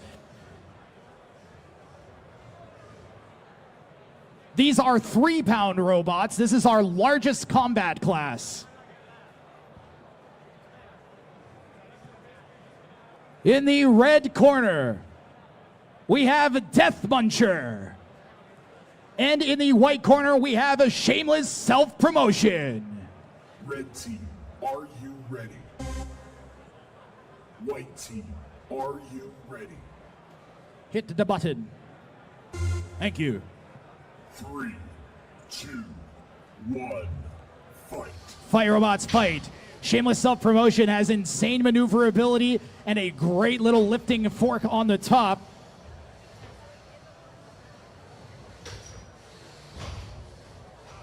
Death Muncher has that huge spinning blade on the front. Hasn't managed to get it up to speed yet. But if it does, look out. Okay, maybe not. Might be having some issues there. Robots do get the bejesus beat out of them.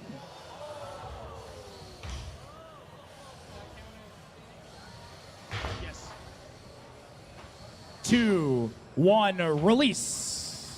Give him a second release. There you go. Robots are allowed to lift, pin, or hold for 10 seconds only at a time before having to release.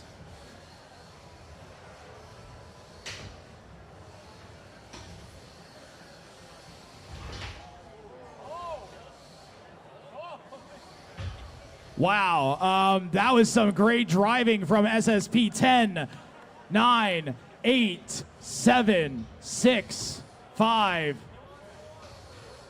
SSP with the sport. Let's hear a round of applause for SSP with the sportsmanship release, giving us some more fighting robots here. You don't have to let your opponent out like that. SSP maybe wants to see if it can take some of the shots off of that weapon when it's fully spun up.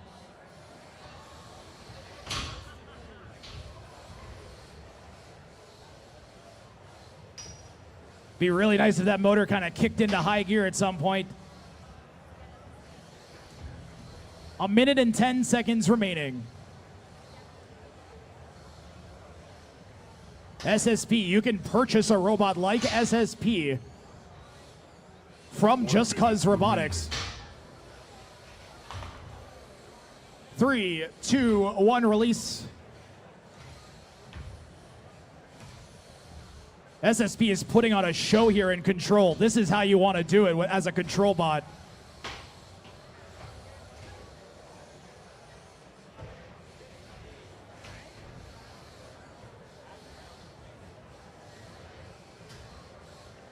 And you know, I always thought that one of the best weapons would just be like a stick.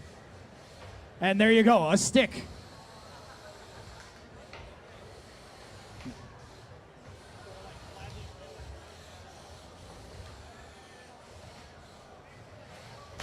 Last 15 of this one. It'll probably go to the judges, but I think we know who's got this locked up.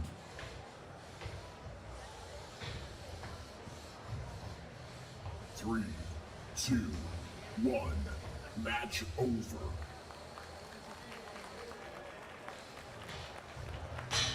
We have a unanimous decision for the Red Robot SSP. The judges, I have to say, I'm probably jinxing it a bit, have had a pretty easy day. We had like one tough match to call. That usually means there's lots of broken robots.